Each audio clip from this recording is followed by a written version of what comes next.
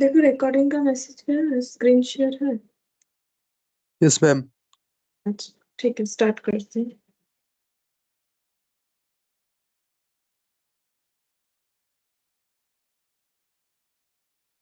एक सेकंड। ठीक है, देखो तो प्रोबेबिलिटी जैसे कि मैंने बोला था, हम लोगों ने काफी सारा चीज कंप्लीट कर लिया है। ठीक है, यहाँ जितना मैंने करवाया ना एग्जाम के लिए उतना ही काफी है, इससे ज्यादा हमें प्रोबेबिलिटी में करने का जरूरत नहीं है। अभी हम लोग प्रोबेबिलिटी का expected value of random variable ये वाला पढ़ेंगे। ठीक है, expected value of random variable ये क्या होता है? ठीक,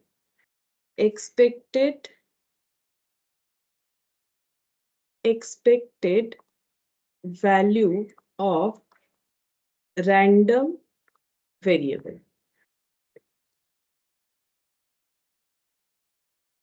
देखो expected value of random variable क्या है? Expected value of random variable है जैसे हम लोग प्रोबेबिलिटी कैलकुलेट कर रहे थे वही चीज हम लोग कैलकुलेट करेंगे, बट हम लोग क्या करेंगे ना, इसमें एवरेज देखेंगे कि कोई भी प्रोबेबिलिटी जो ऑकर हो रहा है उसका एवरेज क्या है। जैसे कि देखो हम एक एग्जांपल से समझाते हैं। जैसे स्टैटिस्टिक्स हम लोग जब एकदम बेसिक वाला पढ़ते हैं वहां पर हम लोग एक चीज देखते हैं। जैसे देखो, अगर मान लो एक्स का वैल्यू है, एक्स का वैल्यू है 3, 4 और 6। ठीक है, तो बोलो कि एवरेज क्या होगा। मान लो ये कोई डेटा है। ठीक है, ये किस चीज का डेटा? मान लो ये मार्क्स का डेटा है कि आउट ऑफ 10 किसी को 3 मिला है, किसी को 4, किसी को 6। ठीक है, तो एवरेज कितना मिला है? अगर ये हमें फाइंड आउट करना हो तो हम लोग कैसे कर सकते हैं? इसका एवरेज कैसे निकालेंगे? Good morning Sumit. Good morning ma'am. इसका एवरेज कैसे निकालेंगे? 3, 4, 6 का एवरेज कैसे निकालते हैं? एवरेज को हम लोग क्या बोलते हैं? एरिथमेटिक मीन बोलते हैं। ठीक है, एवरेज कैसे निकालेंगे? 3 + 4 + 6 डिवाइडेड बाई 3। ठीक है, 3 + 4 + 6 डिवाइडेड बाई 3। अच्छा, तो देखो कितना हो जाएगा यहाँ पर 13/3। तो 13/3 करने से कुछ ना कुछ तो आ ही जाएगा। देख लेते हैं हम कितना आ रहा है।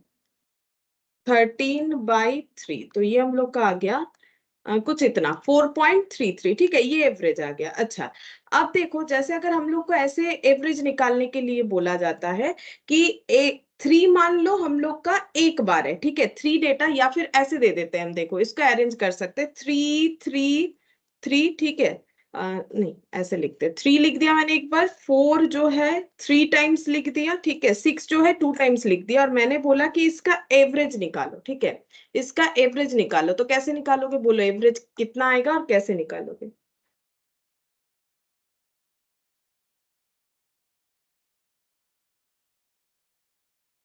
बोलो इसका एवरेज कैसे निकालोगे? मैम सबको ऐड करके डिवाइडेड बाय 6।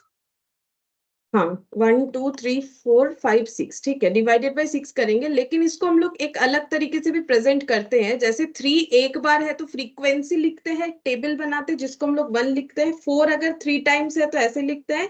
6 2 टाइम्स है तो ऐसे लिखते हैं। ये तुम लोग वेटेड एवरेज बोल के मैंने ऑलरेडी तुम लोग को पार्टनरशिप में बोला हुआ है। ठीक है, तो बेसिक ऑफ स्टैटिस्टिक्स जिन्होंने किया है मेरे पास तो उनको तो पता ही होगा, लेकिन जिनका नहीं हुआ है उनको भी पता है, क्योंकि मैंने तुम लोगों को पार्टनरशिप का एवरेज प्रॉफिट में बताया था कि वेटेड एवरेज का मतलब क्या होता है और क्यों वेट दिया जाता है। उसमें सेम यही कंसेप्ट था, एफ की जगह हम लोग डब्ल्यू लिखते थे। ठीक है, यहाँ पर वेटेज क्या है? 3 एक बार है, 4 3 टाइम्स है और 6 2 टाइम्स है। ठीक है, तो हम लोग नेक्स्ट बनाते हैं एफ एक्स का कॉलम। जैसे तुम लोग वेटेड प्रॉफिट में डब्ल्यू इंटू प्रॉफिट करते थे, वैसे यहाँ पर 3 हो गया, यहाँ 12 और यहाँ पर कितना हो गया? 12। ठीक है, अच्छा अब इसको ऐड करने से कितना आ जाएगा? 12 12 24, 24 और 3 हो गया 27। ठीक है, अब अगर एवरेज निकालेंगे तो कैसे निकालेंगे? एफ एक्स का total divided by summation F करना होता है, यानी 27 डिवाइडेड बाय ये कितना हो जाएगा? 3 + 2 5 + 1 6। ठीक है, यहाँ पर आगे हम लोग का 6, तो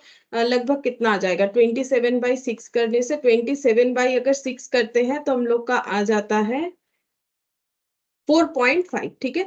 अच्छा, अब ऐसे लिख के करते हैं तो भी जो होगा, अगर हम लोग इंडिविजुअली 3 + 4 + 4 + 6 + 6 डिवाइडेड बाई 6 करते हैं तो भी हम लोग का सेम ही आंसर आएगा। क्यों? ऐड करके देख लो, 3 4 4, ये 4 + 6 10, 4 + 6 10 10 10 20 20 और इधर 7 27/6 एक ही बात है, ठीक है।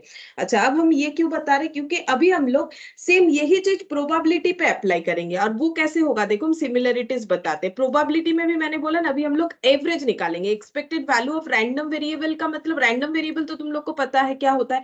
रैंडमली हमें जब कुछ मतलब आंसर मिलेगा जिसका हमें सर्टेनिटी नहीं होता है, वही रैंडम वेरिएबल जो हम लोग एकदम स्टार्टिंग में पढ़े थे प्रोबेबिलिटी का। अब इसका एक्सपेक्टेड वैल्यू का मतलब देखो कैसे फाइंड आउट होगा। जैसे मान लो मैंने एक रैंडम वेरिएबल एक्स ले लिया, ठीक है, और उसका प्रोबेबिलिटी फाइंड आउट करते हैं। रैंडम वेरिएबल एक्स मैंने क्या लिया, मान लो कि एक कॉइन को अगर हम लोग 3 टाइम्स टॉस कर रहे हैं, ठीक है, 1 कॉइन टॉस्ड 3 टाइम्स, ठीक है, तो हमें क्या क्या आउटकम मिल सकता है। तो हम लोग को हेड हेड हेड मिल सकता है, या फिर हेड टेल हेड मिल सकता है, हेड हेड टेल मिल सकता है, टेल टेल टेल मिल सकता है, टेल हेड हेड मिल सकता है, टेल टेल हेड मिल सकता है, टेल टेल टेल सॉरी, ये 8 टाइम्स होना चाहिए। और एक क्या लिखेंगे, टेल टेल हेड टेल, ठीक है, टेल हेड टेल 1 2 3 4 5 6 7। अच्छा, कुछ तो रह गया है, देख लेते हैं क्या रह गया। मैंने लिखा टेल टेल टेल। ओ, अच्छा अच्छा, इसी में तो मैंने कम लिखा है। Head head head head tail head head head tail head tail tail, ठीक है। फिर tail head head tail tail head tail head tail और टेल टेल टेल, ठीक है। ये 8 होगा। और ये मैंने तुम लोग को बताया भी था, अगर कोई भी एक्सपेरिमेंट का आउटकम कितना है वो हमें पता करना चाहिए, तो आउटकम होगा 2, मतलब नंबर ऑफ आउटकम 2, क्योंकि कॉइन को टॉस करने से या तो हेड आएगा या तो टेल आएगा, that is the number of outcome, ठीक है।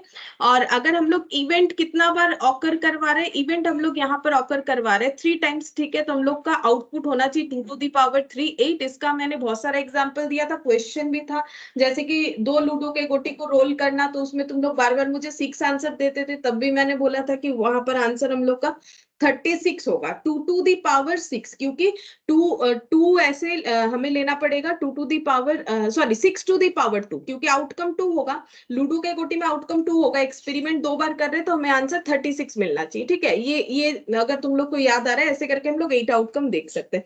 अब अगर हम लोग ये फाइंड आउट कर रहे हैं कि हम लोग कॉइन टॉस कर रहे हैं और हमें हेड मिलने का, एक बार हेड मिलने का प्रोबेबिलिटी कितना है, अगर हम लोग ये फाइंड आउट कर रहे हैं, ठीक है, कम से कम हमें एक बार हेड मिल जाए, कम से कम अगर हमें एक बार हेड मिल जाए उसका प्रोबेबिलिटी कितना है, अगर हम लोग ये फाइंड आउट करें, तो ये देखो यहाँ ये वाला होगा हमारा फेवरेबल, ये भी होगा, ये भी होगा, ये भी होगा, ठीक है। अच्छा, यहाँ पर ये भी होगा एक बार, ये भी है, ये भी है, ठीक है। ये वाला नहीं है जिसमें कि हमें एक बार भी जो है हेड मिल रहा है, नहीं, एक सेकंड रुको, हेड का नहीं, हम लोग देखते हैं कि, अच्छा ऐसा एक क्वेश्चन है, चलो यहाँ से ही देख लेते हैं, हमें यहाँ पर बोला था, हम दिखा देते तुम लोग को। एक हेड होना चाहिए कि, हाँ ये देखो, find the expected value of number of heads, value of the number of heads and also its standard deviation, expected value of number of heads, ठीक है। अच्छा, कितना बार हमें हेड मिलेगा उसका प्रोबेबिलिटी क्या है, ये हमें फाइंड आउट करना है, ठीक है। ये देखो, तो हम लोग का यहाँ पर टोटल आउटकम कितना हो जाएगा, टोटल आउटकम 8 हो गया, ठीक है। प्रोबेबिलिटी अगर फाइंड आउट कर रहे हैं तो टोटल आउटकम हम लोग का कितना हो गया, 8 हो गया। अब हमें हेड कितना बार मिल सकता है, देखो हमें 0 टाइम्स हेड मिल सकता है, ठीक है। रैंडम वेरिएबल्स में क्या क्या आएगा, हम लोगों ने टॉस किया 0 टाइम हेड मिला, मतलब तीनों बार ही टेल आया, वो वाला। या फिर एक हेड मिला बाकी 2 टेल मिला, ऐसा कंडीशन हो सकता है। या फिर 2 हेड मिला बाकी टेल मिला, या फिर 3 हेड मिला बाकी टेल मिला, ठीक है, ऐसा कंडीशन हो सकता है। ये रैंडम एक्सपेरिमेंट का हम लोग का क्या हो गया, एक्स का वैल्यू, जैसे हम लोग यहाँ पर निकाल रहे थे कि 3 हमारा एक बार आ रहा है, 4 3 टाइम्स, 6 2 टाइम्स, वैसे ही हम कंपेयर करके यहाँ पर बताना चाह रहे हैं कि हम लोगों को हेड मिल जाए, इसका प्रोबेबिलिटी क्या है। या तो हम लोग को एक भी बार, तो हम लोगों ने एक बार टॉस किया, फिर दूसरा, फिर तीसरा बार, एक बार भी हेड नहीं मिला, ऐसा हो सकता है। या फिर हमें एक ही बार हेड मिला ऐसा हो सकता है, या फिर 2 बार हेड मिला ऐसा हो सकता है, या फिर 3। अगर हम लोग यहाँ पर 4 लिखेंगे तो गलत हो जाएगा, क्योंकि हम लोग 4 बार टॉस ही नहीं कर रहे हैं, तो 4 हेड्स मिलने का तो प्रोबेबिलिटी है नहीं। मिनिमम 0 मिल सकता है, मैक्सिमम 3 हो सकता है, ठीक है।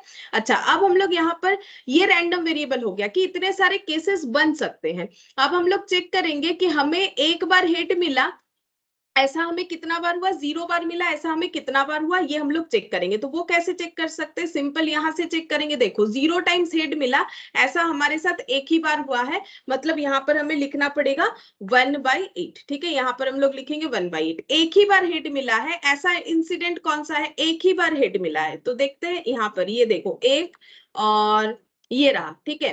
तो ऐसा 2 टाइम्स हो रहा है, ठीक है। ऐसा 2 टाइम्स हो रहा है कि हमें एक ही बार हेड मिला है। अच्छा, 2 बार हेड मिला है ऐसा कौन कौन सा इंसिडेंट है, यहाँ पर, ठीक है।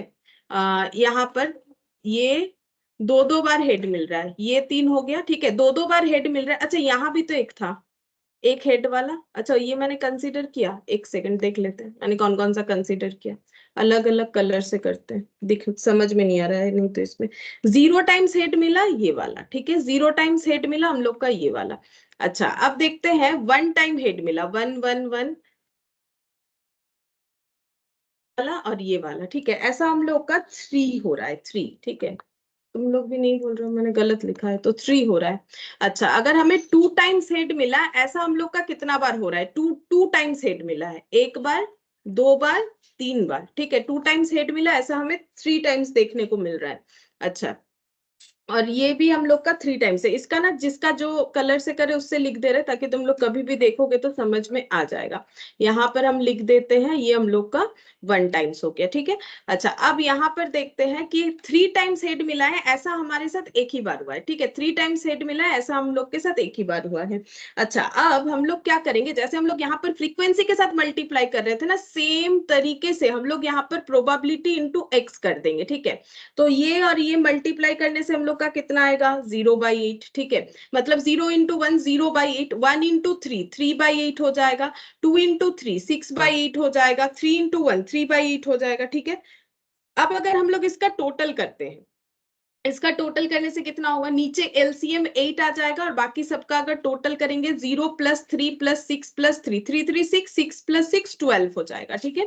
तो यहाँ पर हम लोग का हो गया 12। तो 12/8 कितना आ रहा है देख लेते हैं एक बार। 12/8 कितना आएगा, 12 डिवाइडेड बाई 8, ये हम लोग का आंसर आ रहा है 1.5, ठीक है। 1.5। तो हम लोगों ने क्या निकाल लिया, एवरेज निकाल लिया। एवरेज को स्टैटिस्टिक्स में क्या बोलते हैं, मीन निकाल लिए, मीन ऑफ प्रोबेबिलिटी, ठीक है। मीन ऑफ प्रोबेबिलिटी डिस्ट्रीब्यूशन, ठीक है। ये ना डिस्ट्रीब्यूशन टेबल होता है, मतलब यहाँ पर हम लोग फ्रीक्वेंसी डिस्ट्रीब्यूशन दिखा रहे हैं कि फ्रीक्वेंसी 3 का फ्रीक्वेंसी कितना है, 4 का कितना है, वैसे प्रोबेबिलिटी डिस्ट्रीब्यूशन टेबल बन गया।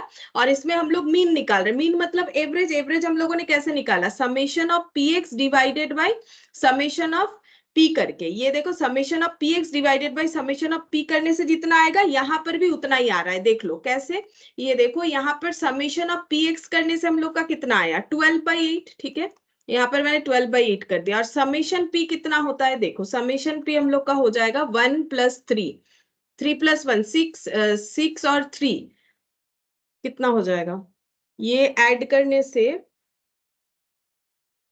4, 4 और 3 7, 7 + 1 8, 8/8, ठीक है। ये 8/8 यानी 1 आ रहा है, ठीक है। 1 आ गया यानी 1.5/1 यानी 1.5 हो गया। तो बेसिकली अगर हम लोग रैंडम एक्सपेरिमेंट का एवरेज निकालते हैं, ठीक है, जो टॉपिक हम लोग पढ़ रहे हैं, एक्सपेक्टेड वैल्यू का मतलब कुछ अलग नहीं है। एक्सपेक्टेड वैल्यू का मतलब है जैसे हम लोग एवरेज निकालते हैं वैसे ही हम लोग रैंडम वेरिएबल का एवरेज निकालना चाहेंगे, ठीक है। तो उसके लिए हमें इस तरीके से करना पड़ेगा। क्या हमें समेशन पी करना जरूरी होता है, नहीं, क्योंकि जब भी हम लोग प्रोबेबिलिटी निकालेंगे तो हमें पता है कि टोटल प्रोबेबिलिटी ऑलवेज क्या होगा, 1 ही होगा। यानी ये पी एक्स करने से जो आंसर आएगा, मेरा पी एक्स बाई पी करने से सेम आंसर हमेशा आएगा। क्यों, क्योंकि ये बाकी केसेस में एप्लीकेबल नहीं है, प्रोबेबिलिटी के केसेस में एप्लीकेबल है। क्यों एप्लीकेबल है, because total of probability always 1 होगा, ऑलवेज 1 होगा। तो हमेशा नीचे 1 ही आएगा, चाहे डेटा हमें किसी भी चीज का दिया हो, कोई भी क्वेश्चन दो, कैसा भी क्वेश्चन दो, ठीक है। तो डिवाइड करने से हम लोग का ऐसे आंसर आ जाएगा। तो आंसर आया 1.5 आ गया, ठीक है। तो ये देखो, ये भी 1.5 आया, ये भी 1.5 आया। मतलब हम ये कहना चाह रहे हैं कि अगर हम लोग क्या कर रहे हैं, प्रोबेबिलिटी डिस्ट्रीब्यूशन निकाल रहे हैं, ठीक है, तो उसको यहाँ पर बोला जाता है एक्सपेक्टेड वैल्यू। ठीक है, ये जो डिस्ट्रीब्यूशन टेबल हम लोगों ने प्रोबेबिलिटी का बनाया, एवरेज निकाला, इसी को हम लोग बोलते हैं एक्सपेक्टेड वैल्यू। ये देखो यहाँ पर लिख देते हैं, arithmetic mean of probability distribution is called as expected value. ठीक है, तो एक्सपेक्टेड वैल्यू ये नाम है, ठीक है, नाम दिया गया है, लेकिन इसका मतलब वही है। एक्सपेक्टेड वैल्यू का मतलब है कि अगर हम लोग प्रोबेबिलिटी डिस्ट्रीब्यूशन का एवरेज निकालते हैं, उसी को एक्सपेक्टेड वैल्यू बोलते हैं। नया कुछ भी नहीं है, बेसिकली हम लोग को यहाँ पर एवरेज निकालना है और कुछ नहीं। ठीक है, अच्छा, जैसे हम लोग नॉर्मली ये जो एवरेज निकालते हैं, इसके लिए ना हम लोग ऐसा साइन यूज करते हैं। देखो, इसके लिए ये जो एरिथमेटिक मीन आया, इसको हम लोग एक्स बार बोलते हैं। ठीक है, ऐसे बार लिखते हैं, एक्स बार इक्वल टू 4.33 बोलेंगे। लेकिन प्रोबेबिलिटी के केस में एवरेज का अपना अलग नाम है। ठीक है, प्रोबेबिलिटी के केस में जो एवरेज होता है ना, उसको ऐसे म्यू से डिनोट किया जाता है, इसको बोला जाता है यहाँ पर मीन। ठीक है, यहाँ पर इसको मीन बोला जाता है, सिंबल हो गया म्यू। म्यू मतलब ऐसे देखो, यू जैसे हम लोग लिखते हैं, यहां से भी एक ऐसा रहेगा। ठीक है, इसको बोला जाता है म्यू, ये यूज होता है।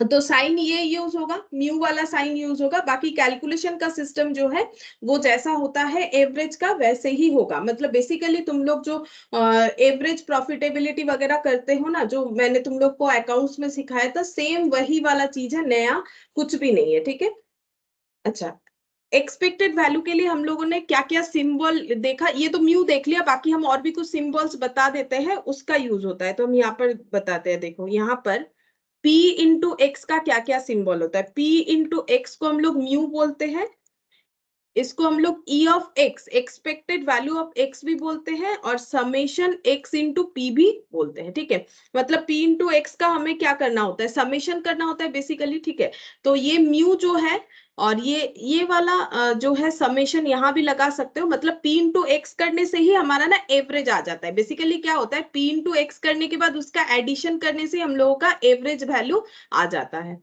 तो इसके आगे ही लगा दो यहाँ पर।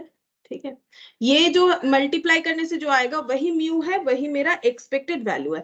इसको हम लोग बोल सकते हैं average value of x. X मतलब ये रैंडम वेरिएबल। ठीक है, इसका एवरेज वैल्यू जो निकल के आएगा, उसी को हम लोग बोलते हैं एक्सपेक्टेड वैल्यू। ठीक है, अच्छा, अब देखो इसमें हमें कैसा कैसा क्वेश्चन करने को मिलेगा। देखो यहाँ पर सबसे पहले हम लोग करते हैं 15.29 वाला।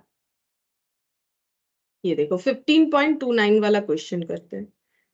यहाँ पर बोला है, देखो, in a business venture a man can make a profit of 50,000 और इनकर ए लॉस ऑफ 20,000। तो प्रोबेबिलिटी है कि अगर कोई पर्सन बिजनेस कर रहा है तो उसका प्रॉफिट होने का जो चांसेस है, कैन मेक, ठीक है, वो है 50,000, या फिर लॉस कर सकता है 20,000। प्रोबेबिलिटीज ऑफ मेकिंग प्रॉफिट और incurring loss from the past experience are known to be 0.75 0.25%। और उनके पास्ट एक्सपीरियंस से उन्होंने बताया है कि चांसेस है कि उनका प्रॉफिट होने का चांसेस 0.75 है, मतलब 75%, और लॉस होने का 25%। अब फाइंड आउट करने क्या बोले, what is his expected profit. Expected profit मतलब ही एवरेज प्रॉफिट निकालने के लिए बोला गया है। ठीक है, तो हम लोग कैसे निकालेंगे, देखो यहाँ पर ऐसे करके निकालेंगे।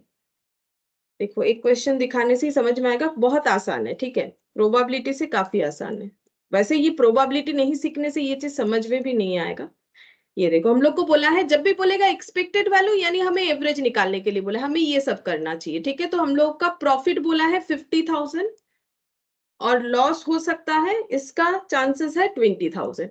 और इसका मतलब ये अमाउंट है, और ये 50,000 ऑकर होने का चांसेस क्या है, 0.75, और 20,000 का लॉस होने का चांसेस है 0.25। क्योंकि ये लॉस है, हम इसको ब्रैकेट में रखेंगे। ठीक है, अब नेक्स्ट हम लोग कैलकुलेट करेंगे P इंटू एक्स। तो P इंटू एक्स कर लेते हैं, कितना आएगा, 50,000 इंटू 0.75, चेक करना पड़ेगा। 50,000 इंटू 0.75, तो ये कितना आ गया, 37,500।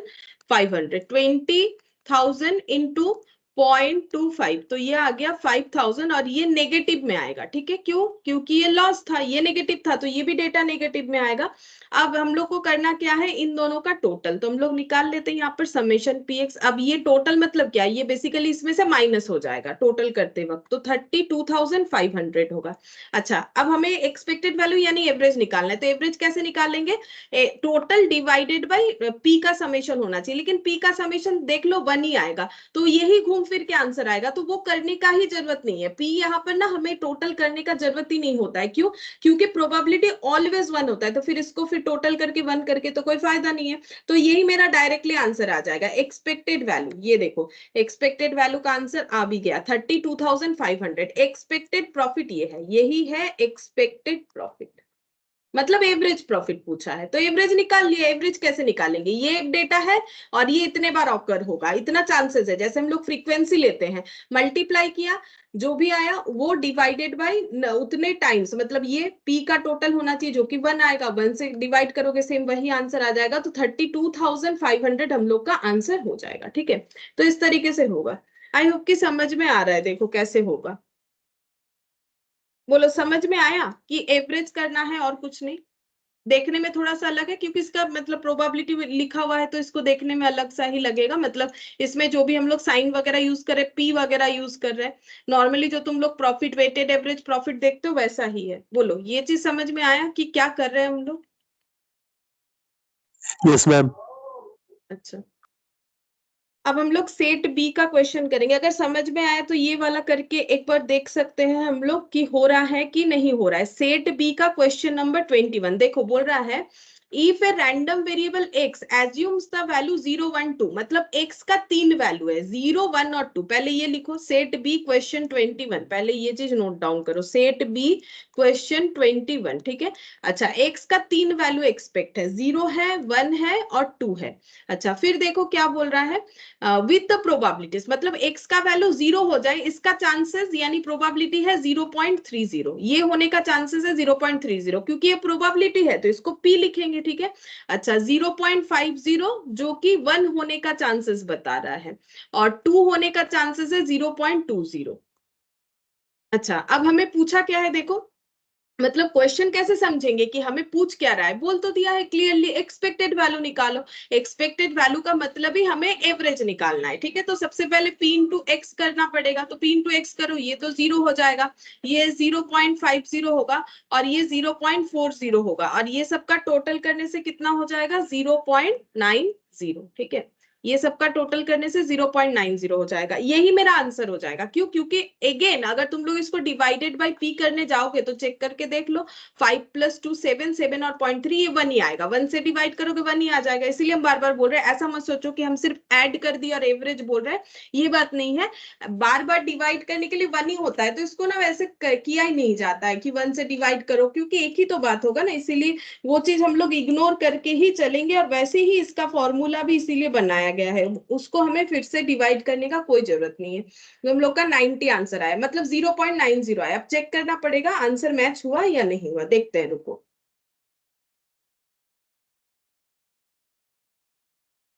0.21 ऐसा कोई आंसर दिख रहा है, 0.90, सॉरी 0.90, हाँ, ऑप्शन सी, ठीक है। 21 का आंसर हम लोग का ऑप्शन सी हो जाएगा।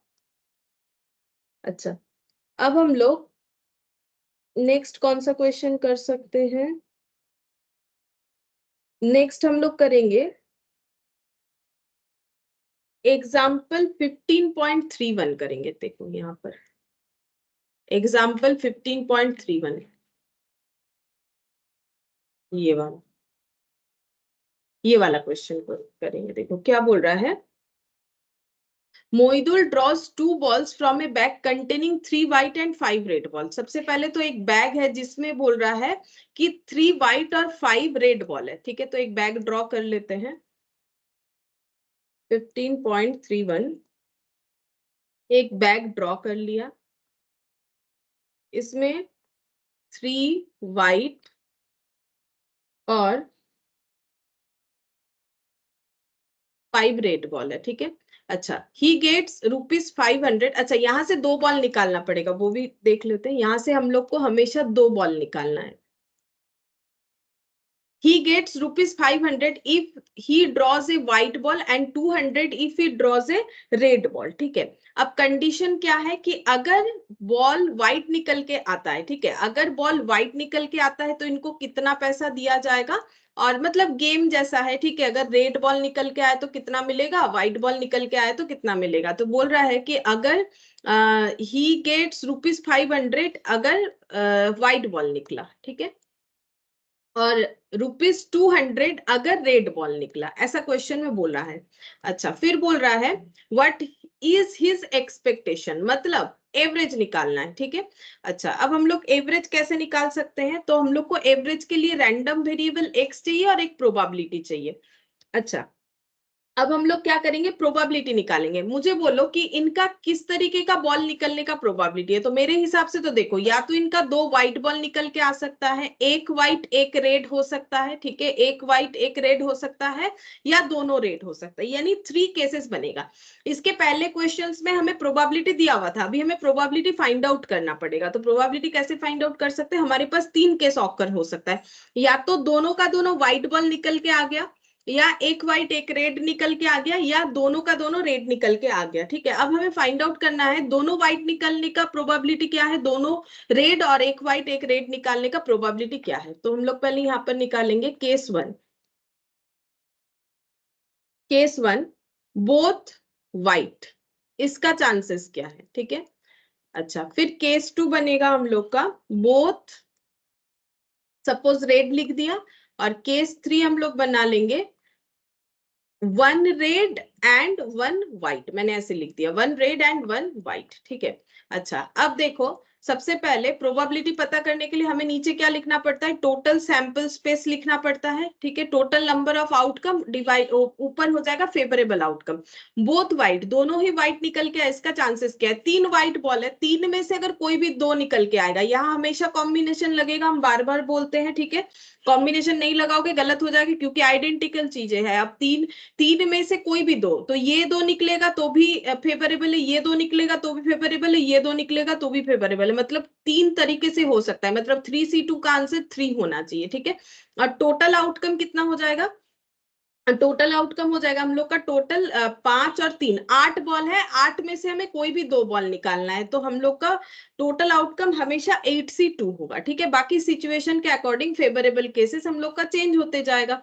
अच्छा, 3C2 का मतलब कितना हो जाएगा, नीचे हो गया 2 into 1, 3 into 2, और यहाँ पर हो जाएगा 8 into 7 और 2 into 1। अब ये 2 into 1 2 into 1 कैंसिल करो, ये हो गया 6 और ये हो गया 57, सॉरी 56, ठीक है, ये हो जाएगा 56।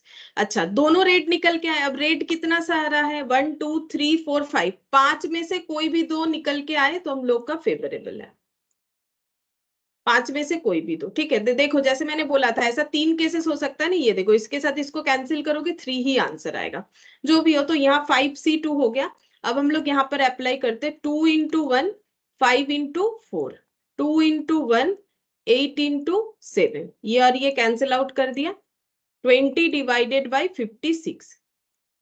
अच्छा, एक व्हाइट एक रेड, तो हम लोग के पास टोटल 3 व्हाइट बॉल था, 3 में से अगर एक भी निकल के आ जाए तो मेरा फेवरेबल है, एंड रेड बोल रहा है, तो रेड के केस में क्या होगा, रेड के केस में हम लोग का रेड है कितना, रेड है हम लोग का 5, तो 5C1, ठीक है, एंड है इसीलिए मल्टीप्लाई होगा। और एंड क्यों है, बिकॉज हम लोग का ये कंडीशन दोनों ही एक साथ होना चाहिए, क्योंकि हम लोग बोल रहे हैं एक व्हाइट वाला बॉल निकल जाए और एक रेड वाला बॉल निकल जाए तो भी हमारे लिए वो फेवरेबल केस बनता है, ठीक है। अब इसका आंसर 3C1 का तो 3/1 into 5/1, और 8C2 का 8 into 7 और 2 into 1, तो देखते हैं कितना होता है। यहाँ पर हो जाएगा हम लोग का 5 into 3 15/1 यानी 15, ठीक है, और यहाँ पर हो गया 4, ये 28 हो जाएगा, ठीक है, ये 28 आ गया। अच्छा, अब हम लोग क्या करेंगे, यहाँ पर चेक करते हैं, कैलकुलेट करते हैं, हम लोग को प्रोबेबिलिटी मिल गया। अब हम लोग x लिखेंगे, ठीक है, हम लोग तो एक्सपेक्टेड वैल्यू निकाल रहे हैं, प्रोबेबिलिटी और p into x, क्योंकि हमें एक्सपेक्टेड वैल्यू निकालना है। प्रोबेबिलिटी किस चीज का निकालना है, x एक रैंडम वेरिएबल है, ठीक है। और यहाँ पर देखो, प्रोबेबिलिटी तो हमें पता चल गया कि बोथ व्हाइट निकलने का प्रोबेबिलिटी 6/56, ठीक है, यहाँ लिख लेते हैं 6/56, और अगर दोनों ही हम लोगों का रेड आ गया तो 20/56, और अगर एक रेड और एक व्हाइट आया उसका 15/28 और वैल्यू क्या आएगा, एक्स का वैल्यू क्या होगा, हम लोग कैलकुलेट क्या कर रहे हैं, हम लोग ये कैलकुलेट कर रहे हैं कि उनको कितना जो है पैसा मिल सकता है, मतलब ये जो गेम हो रहा है उसमें इनको कितना मिल सकता है। अब देखो बोल दिया था कि रेड बॉल का कितना है और व्हाइट बॉल का कितना है, अगर दोनों ही व्हाइट निकल के आया तो इनको 500 + 500 फिर 1000 रुपए मिलेगा, ठीक है। एक्स का वैल्यू कितना हो जाएगा, 500 + 500 यानी कि 1000, ठीक है, यानी कि 1000। 6/56 मैंने पहले ही लिख दिया, ये देखो ये बोथ वाइट इन आने से 500 + 500 1000, बोथ रेट, तो रेट का क्या वैल्यू है, 200 रुपए करके मिलेगा, ठीक है। तो 200 + 200 400 रुपीज मिल जाएगा। और इधर देखते हैं, एक एक रेड और एक व्हाइट होने से 500 और 200 मिला के 700 मिलेगा, ठीक है। तो इसका मतलब ये जो अर्निंग हो रहा है वो 1000 होगा, इसका चांसेस इतना है, 400 होगा इसका चांसेस इतना है, 700 होगा इसका चांसेस इतना है। अब हम लोग क्या करेंगे, मल्टीप्लीकेशन करेंगे, ठीक है। तो मल्टीप्लीकेशन कर लेते हैं, देखते हैं कितना आता है। अच्छा, हम लोग मल्टीप्लीकेशन कैसे करेंगे, क्या पॉइंट में कर सकते हैं, हाँ पॉइंट में कर सकते हैं डायरेक्टली, ये देखो ऐसा करके करोगे तो सबसे जल्दी होगा। 1000 × 6 डिवाइडेड बाय 56 कर लो, पॉइंट में आ रहा है, आने दो कोई बात नहीं। 107.142 है, हम लोग 2 डिजिट ले लेते हैं, 107.14, ठीक है। अब इसको ना हम मेमोरी प्लस भी कर लेंगे, ठीक है, इसको मेमोरी प्लस कर लेंगे ताकि बार बार जो है कैलकुलेट करने का जरूरत नहीं होगा। 400 × 20 डिवाइडेड बाय 56, ठीक है, तो ये कितना आ गया, 142.857, तो 142.857 है, तो हम इसे 86 कर लेते हैं, ठीक है, 86 कर लिया। अच्छा, अब इसको भी हम कर लेते हैं मेमोरी प्लस, इसको भी हम कर लेंगे मेमोरी प्लस, और नेक्स्ट है 700 × 15 डिवाइडेड बाय 28, तो ये हम लोग का हो गया 375, ठीक है। अब इसको भी हम कर लेते हैं मेमोरी प्लस, तो मेमोरी रिकॉल करके देखते हैं कितना आता है, 625 आ गया, ठीक है, 625 आ रहा है, चेक करते हैं। 625 यानी इनको एवरेज जो है 625 का अर्निंग हो जाएगा, चाहे उनका 2 वाइट आए, चाहे उनका, देखो ये तो इंडिविजुअली अर्निंग है, लेकिन एवरेज उनको 625 अर्निंग होगा ही होगा। क्या ये सब का टोटल करने से हम लोगों का जो है 1 आएगा, बिल्कुल आएगा, तुम लोग देख सकते हो करने से 1 आएगा। जैसे कि देखो इसको अगर हम थोड़ा सा सिंप्लीफाई करते हैं, 28 आ जाएगा, 28 हो गया, ठीक है। अब देखो ये सबको ऐड करो, 15 + 10 कितना हो जाएगा, ये हो गया 25, 25 + 3 28, 28/28 1 हो गया, ठीक है। अगेन अगर एवरेज करोगे तो 625 ही होगा, तो इनका एवरेज अर्निंग 625 हो जाएगा, चाहे कोई भी तरीके का सिचुएशन क्यों ना ऑकर हो, ठीक है। एवरेज इतना इनको अर्निंग होगा अगर ये इस गेम को लेते हैं। तो व्हाट इज द एक्सपेक्टेशन, तो एक्सपेक्टेशन क्या है कि इनको एवरेज 625 का अर्निंग होगा। फिर क्या पूछा है, if he is asked to pay 400 for participating in the game, would he consider it a fair game and participate, मतलब ये गेम में पार्टिसिपेट करने के पहले पार्टिसिपेशन चार्जेस मांगा जा रहा है 400, ठीक है। तो क्या इनको इस गेम में पार्टिसिपेट करना चाहिए, क्योंकि देखो सिचुएशन कुछ भी हो जाए इनका एवरेज 625 अर्निंग होगा। अब इस गेम में जब ये पार्टिसिपेट करेंगे तो इनको बोल रहा है 400 रुपए देना पड़ेगा, तो क्या इनको इस गेम में पार्टिसिपेट करना चाहिए या नहीं करना चाहिए, तुम लोग ही बताओ। क्या इनको पार्टिसिपेट करके अगर लॉस होगा तो नहीं करना चाहिए, और अगर लॉस नहीं होगा प्रॉफिट होगा तो कर सकते हैं, बोलो। लॉस हो मतलब क्या होगा आंसर, मैम प्रॉफिट होगा हाँ करने पार्टिसिपेट। हाँ, तो पार्टिसिपेट कर सकते हैं, कितना प्रॉफिट होगा बोलो, एवरेज के हिसाब से ही बोलना पड़ेगा, क्योंकि हमें तो नहीं पता ना कौन सा सिचुएशन ऑफर होगा, कुछ भी हो जाए हमें 625 तो मिलने वाला ही है, तो प्रॉफिट कितना होगा। 225। हाँ,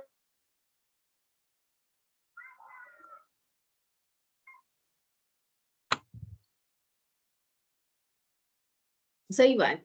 तो 225 का इनको जो है सेविंग्स तो हो ही जाएगा, तो ये चाहे तो आराम से पार्टिसिपेट कर सकते हैं, तो पार्टिसिपेट करे या ना करे, तो इसका आंसर हो जाएगा yes, he should participate as 625 is more than 400, 400 से ज्यादा है। 225 तो हमारे पास रहेगा ही रहेगा एवरेज के हिसाब से, ठीक है। बाकी तो कुछ कुछ एक तो होगा, ये सब में से तो कुछ एक होगा, तो आराम से पार्टिसिपेट कर सकते हैं। अच्छा, अब नेक्स्ट हम लोग करेंगे सेट सी का क्वेश्चन नंबर 23। कुछ ऐसा ही है, ठीक है। ये बॉल था, उसमें कुछ और दिया हुआ है। सेट सी का क्वेश्चन नंबर 23, ये देखो। ए बैग कंटेन 6 वाइट, ये रहा, ए bag contain 6 white and 4 red ball. If a person draws 2 balls and receive 10 and 20 for a white and red balls respectively, then his expected amount, ठीक है। Expected यानी average, amount यानी rupees, ठीक है। Average कितना उनको अर्निंग हो सकता है, ये हमें पूछा है।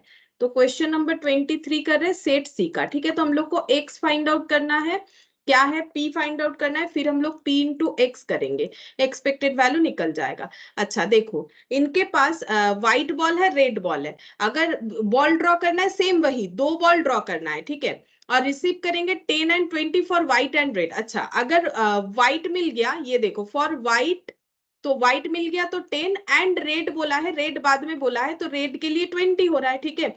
तो यहाँ पर लिखते हैं, देखो अगर दोनों ही व्हाइट है, व्हाइट प्लस व्हाइट होगा तो कितना अर्निंग होगा, व्हाइट प्लस रेड होगा तो कितना अर्निंग होगा, रेड प्लस रेड होगा तो कितना अर्निंग होगा। तो व्हाइट प्लस व्हाइट होने पे हम लोगों का 10+10 है ना, 10+10 जितना बोलेगा उसी के हिसाब से हम लोग लिख देंगे, वो तो क्वेश्चन हमें बताएगा ना क्या है। और रेड के केस में है 20, ठीक है। तो यहाँ पर लिख दिया मैंने 20, नहीं व्हाइट लिखा था मैंने पहले, तो 10+20, तो ये हो गया हम लोग का 30 रुपीज। और रेड प्लस रेड मतलब 20+20 यानी कि हम लोग का 40 रुपीज। लेकिन उसका प्रोबेबिलिटी क्या है वो फाइंड आउट, तो वो तो डिपेंड करेगा कि हम लोग कौन सा बॉल ड्रॉ कर पा रहे हैं। तो अब देखो यहाँ पर भी सेम वही केसेस होगा, ठीक है। तो केस 1 लगा लेते हैं। केस 1 हो गया व्हाइट एंड व्हाइट, ठीक है, ऐसे लिख दिया मैंने, व्हाइट एंड व्हाइट। और हम लोग के पास टोटल बॉल कितना है, वही हम लोग का सैंपल स्पेस होगा। टोटल बॉल है 10, 10 में से 2 बॉल निकालना है, तो 10C2, ठीक है। 10 में से 2 बॉल निकालेंगे तो 10C2, 6 व्हाइट बॉल है, तो 6 में से कोई भी 2 आ जाए वही हम लोग का फेवरेबल होगा, ठीक है। अच्छा, फिर इसको सॉल्व करना पड़ेगा। केस 2 हम लोग का हो जाएगा व्हाइट एंड रेड, ठीक है, ऐसे लिख सकते हैं। अब वैसे आगे पीछे लिख सकते हो, कोई बात नहीं, व्हाइट व्हाइट आगे नहीं लिख के रेड रेड लिख दो, उससे कोई फर्क नहीं पड़ेगा। 10C2 टोटल जो है सैंपल स्पेस। अच्छा, रेड बॉल था 4, 4 में से कोई भी 2 निकल के आ जाए तो इनके लिए फेवरेबल हो जाएगा। और केस 3 हम लोग का एक व्हाइट एंड एक रेड, ऐसा, ठीक है, व्हाइट एंड रेड, सॉरी ये तो मैंने व्हाइट एंड रेड लिखा था, ये रेड रेड होगा, तो फिर ये रेड रेड होगा। रेड बॉल हम लोग का 4 था, ठीक है। व्हाइट एंड रेड होने से 6 में से एक, ठीक है, व्हाइट के केस में आउट ऑफ 6 1, और रेड के केस में आउट ऑफ 4 1, ठीक है। और 10C2, अब हम लोग इसको सॉल्व करेंगे तो प्रोबेबिलिटी मिल जाएगा। तो 6 इंटू 5, 2 इंटू 1, 10 इंटू 9, 2 इंटू 1, तो 2 इंटू 1, 2 इंटू 1 कैंसिल कर देते हैं, 30 डिवाइडेड बाई 90। अच्छा, यहाँ पर देखते हैं सेम तरीके से ही करेंगे, 2 इंटू 1, इसको हम आगे नहीं कर रहे इसीलिए ऐसा रख रहे हैं क्योंकि हमें कैलकुलेशन करने में आसानी होगा ऐसे करने से। यहाँ पर 2 इंटू 1, 10 इंटू 9। अच्छा, अब देख लेते कितना होगा, ये और ये कैंसिल आउट कर देते, 12/90। अच्छा, इसमें देखते हैं कितना होगा, 6 मतलब 6, और 4C1 मतलब 4, 10C2 मतलब 10 इंटू 9, और 2 इंटू 1। अब देखते हैं कितना होगा यहाँ पर, 2 5 24, और ये हो गया 45, ठीक है। प्रोबेबिलिटी पता चल गया, 30/90 यहाँ पर लिखते हैं, 30/90। व्हाइट व्हाइट का देख लेते हैं, मैंने थोड़ा सा शायद इधर उधर लिखा है। रेड रेड के केस में 12/90, तो यहाँ पर लिखेंगे 12/90। और व्हाइट और रेड के केस में है 24/45, 24/45। अब क्या करना है, मल्टीप्लाई करना है, मल्टीप्लाई करके पूरा पॉइंट में ट्रांसफर कर लेते हैं कैलकुलेटर में। पहले यहाँ मेमोरी से हटाना पड़ेगा, तुम लोग भी मेमोरी का यूज करो कैलकुलेटर में, और मेमोरी रिकॉल को 2 बार प्रेस करोगे तो मेमोरी खाली हो जाएगा, अदरवाइज पहले वाला डेटा एड ऑन हो जाएगा, फिर गलत आंसर आएगा, ठीक है। तो मेमोरी को पूरा खाली कर देना है, 2 बार MRC करने से खाली हो जाएगा। 20, अब देखते हैं ये कितना आंसर आएगा। 20 इंटू 30, 20 इंटू 30 डिवाइडेड बाई 90, देखते हैं कितना आता है। पॉइंट में आया है 6.66, ठीक है 6.66, तो हम यहाँ पर लिख लेते हैं 6.67। अब इसको कर लेंगे मेमोरी प्लस, ठीक है। फिर नेक्स्ट देखते हैं 30 इंटू 24 डिवाइडेड बाई 45, तो ये 16 आ रहा है, ये भी कर लेंगे memory plus. 40 into 12 divided by 90, तो ये आ गया है 5.33, इसको भी कर लेंगे मेमोरी प्लस। मेमोरी रिकॉल 28 आ रहा है, ठीक है 28। इतना राउंड में आंसर इसीलिए हम लोग का आ जा रहा है, बिकॉज हम क्या कर रहे हैं, जो भी डेटा आ रहा है उसको मेमोरी में रख रहे हैं और कैलकुलेटर में उसे ऐड ऑन कर रहे हैं, क्योंकि पूरा डिजिट लेके हम लोग कर रहे हैं तो हमें राउंड में आंसर मिल रहा है। अगर तुम लोग ऐसा नहीं करके ऐसे दो दो डिजिट में लिखोगे तो हमेशा राउंड में नहीं भी आ सकते, वैसे इस केस में मुझे लग रहा है आ जाएगा, ठीक है। तो 28 आंसर आया, एक्सपेक्टेड वैल्यू आ गया, यही पूछा था। देखते हैं आंसर, ये देखो 28।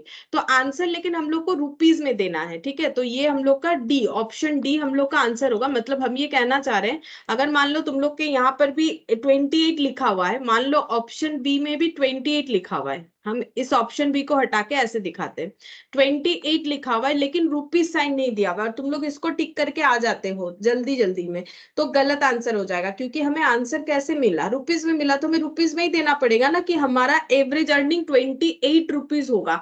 तो 28 जो है वो सही नहीं है, रुपीज 28 ये सही होगा, ठीक है।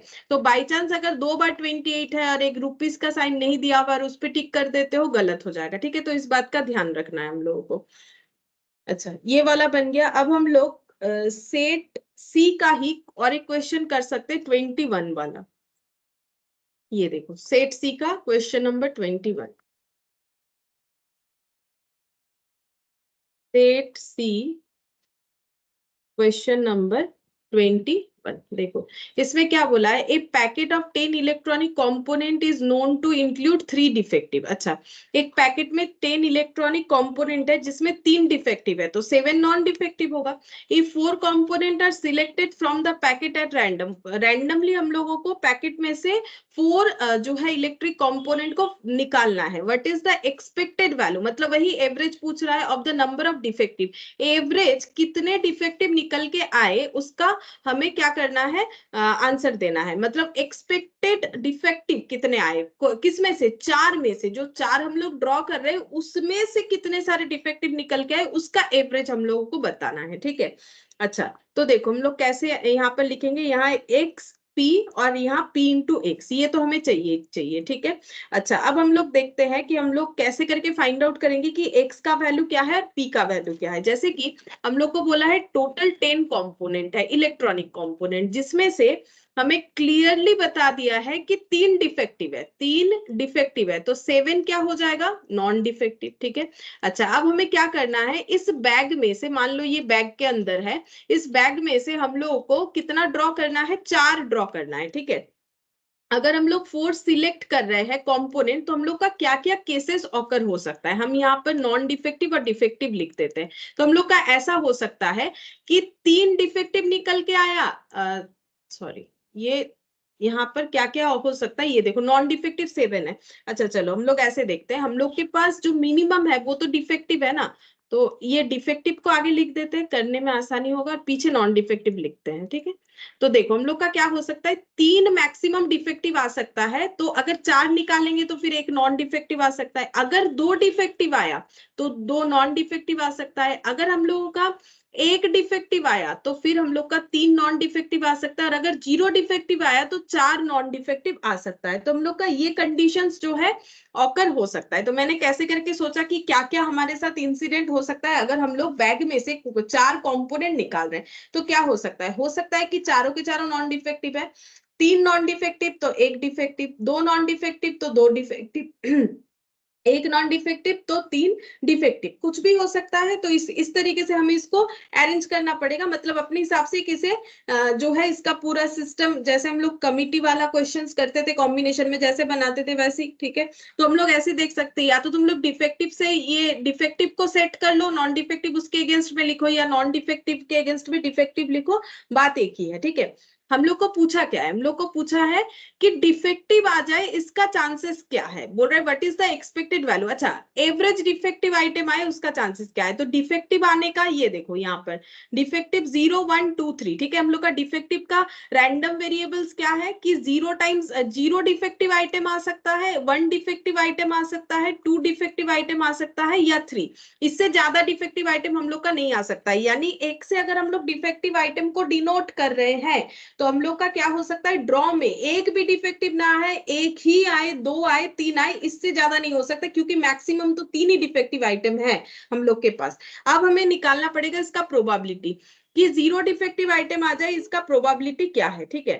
तो कैसे निकालेंगे, यहाँ पर प्रोबेबिलिटी निकालते हैं केस 1, प्रोबेबिलिटी ऑफ 0। तो ये कैसे निकालेंगे, यहाँ पर हो जाएगा टोटल नंबर ऑफ केसेस, तो टोटल कितने सारे कंपोनेंट है 10, 10 में से कितना हमें ड्रॉ करना है 4, और हम लोग ये फाइंड आउट करना चाह रहे हैं कि एक भी डिफेक्टिव आइटम ना आए, मतलब हमें 7 में से कोई भी 4 मिल जाए तो ही पॉसिबल है कि एक भी डिफेक्टिव आइटम ना आए। यानी फेवरेबल केस यहाँ पर 7C4 होना चाहिए। देखो ये सब तो हम लोग ऑलरेडी कॉम्बिनेशन में भी कर चुके हैं, प्रोबेबिलिटी में भी कर चुके हैं, है ना।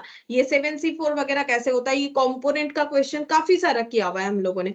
तो यहाँ पर 0 फेवरेबल केस तब होगा अगर मुझे ये 7 में से कोई भी 4 आइटम्स मिल जाए तो मेरा फेवरेबल केस हो जाएगा 0, ठीक है। अब यहाँ पर कितना होगा, 4 3 2 1 7 6 5 4 10 4 3 2 1 10 9 8 और 7, ठीक है। 10 9 8 और 7। अब देखते कितना आता है, यार ये कैंसिल आउट कर दिया मैंने, ठीक है।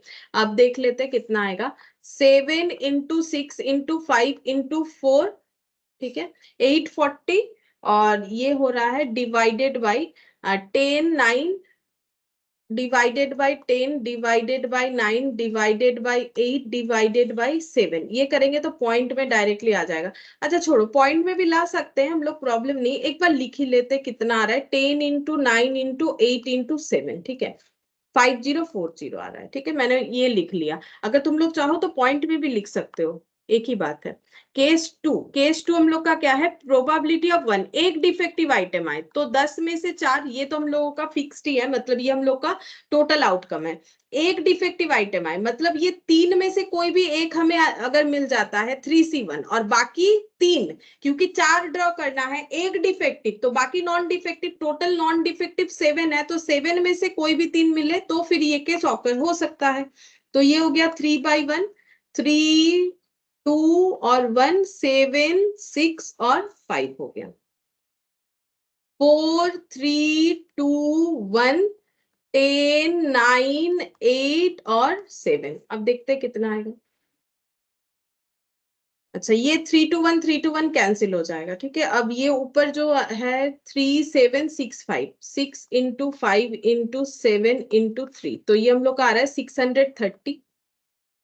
अच्छा ये 4 से कैंसिल आउट कर लेते हैं 2, तो ये हो गया 90 इंटू 14,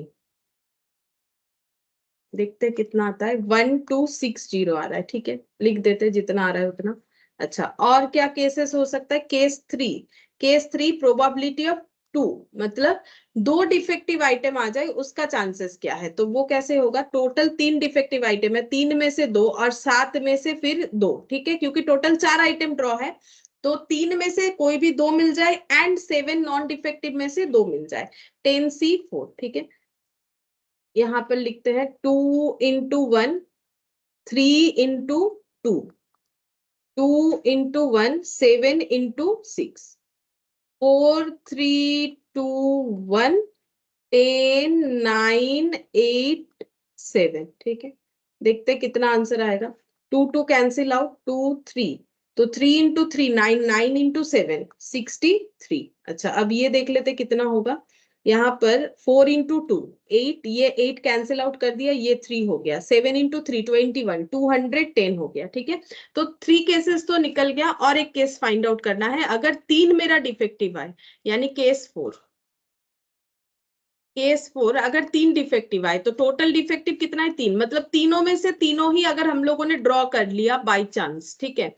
और क्योंकि 4 कंपोनेंट ड्रॉ कर रहे हैं तो 7 में से एक, ठीक है, क्योंकि 7 हम लोग का नॉन डिफेक्टिव है, 7 नॉन डिफेक्टिव आइटम्स है, तो 3C3 कितना होगा 1 होगा, 7C1 भी 7 होगा, मतलब 7/1, तो 3C1 ऊपर भी 3 2 1, नीचे भी 3 2 1, तो इसका मतलब 1 हो जाएगा, तो मैंने डायरेक्टली लिख दिया 4 3 2 और 1, और यहाँ पर हो गया 10 9 8 और 7। अब देखते कितना आ रहा है, यहाँ 7 हो गया, ये हो जाएगा हम लोग का 8 और ये 3, 210, ठीक है।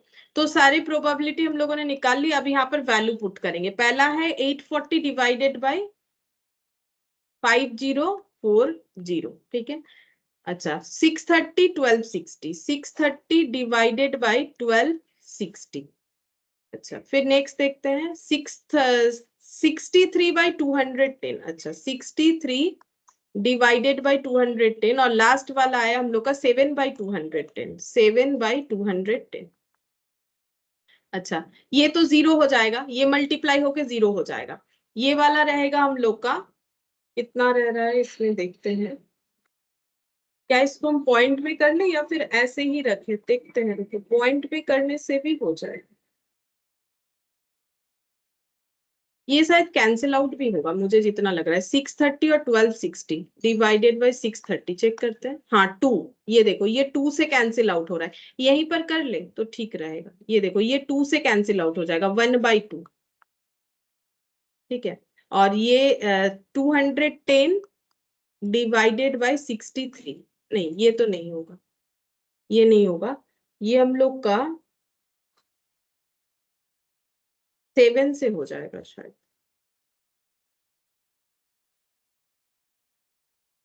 21 से हो जाएगा, 21 से, हाँ 63 डिवाइडेड बाय 21, हाँ 3, और ये 10, ये 3/10 हो जाएगा, ठीक है।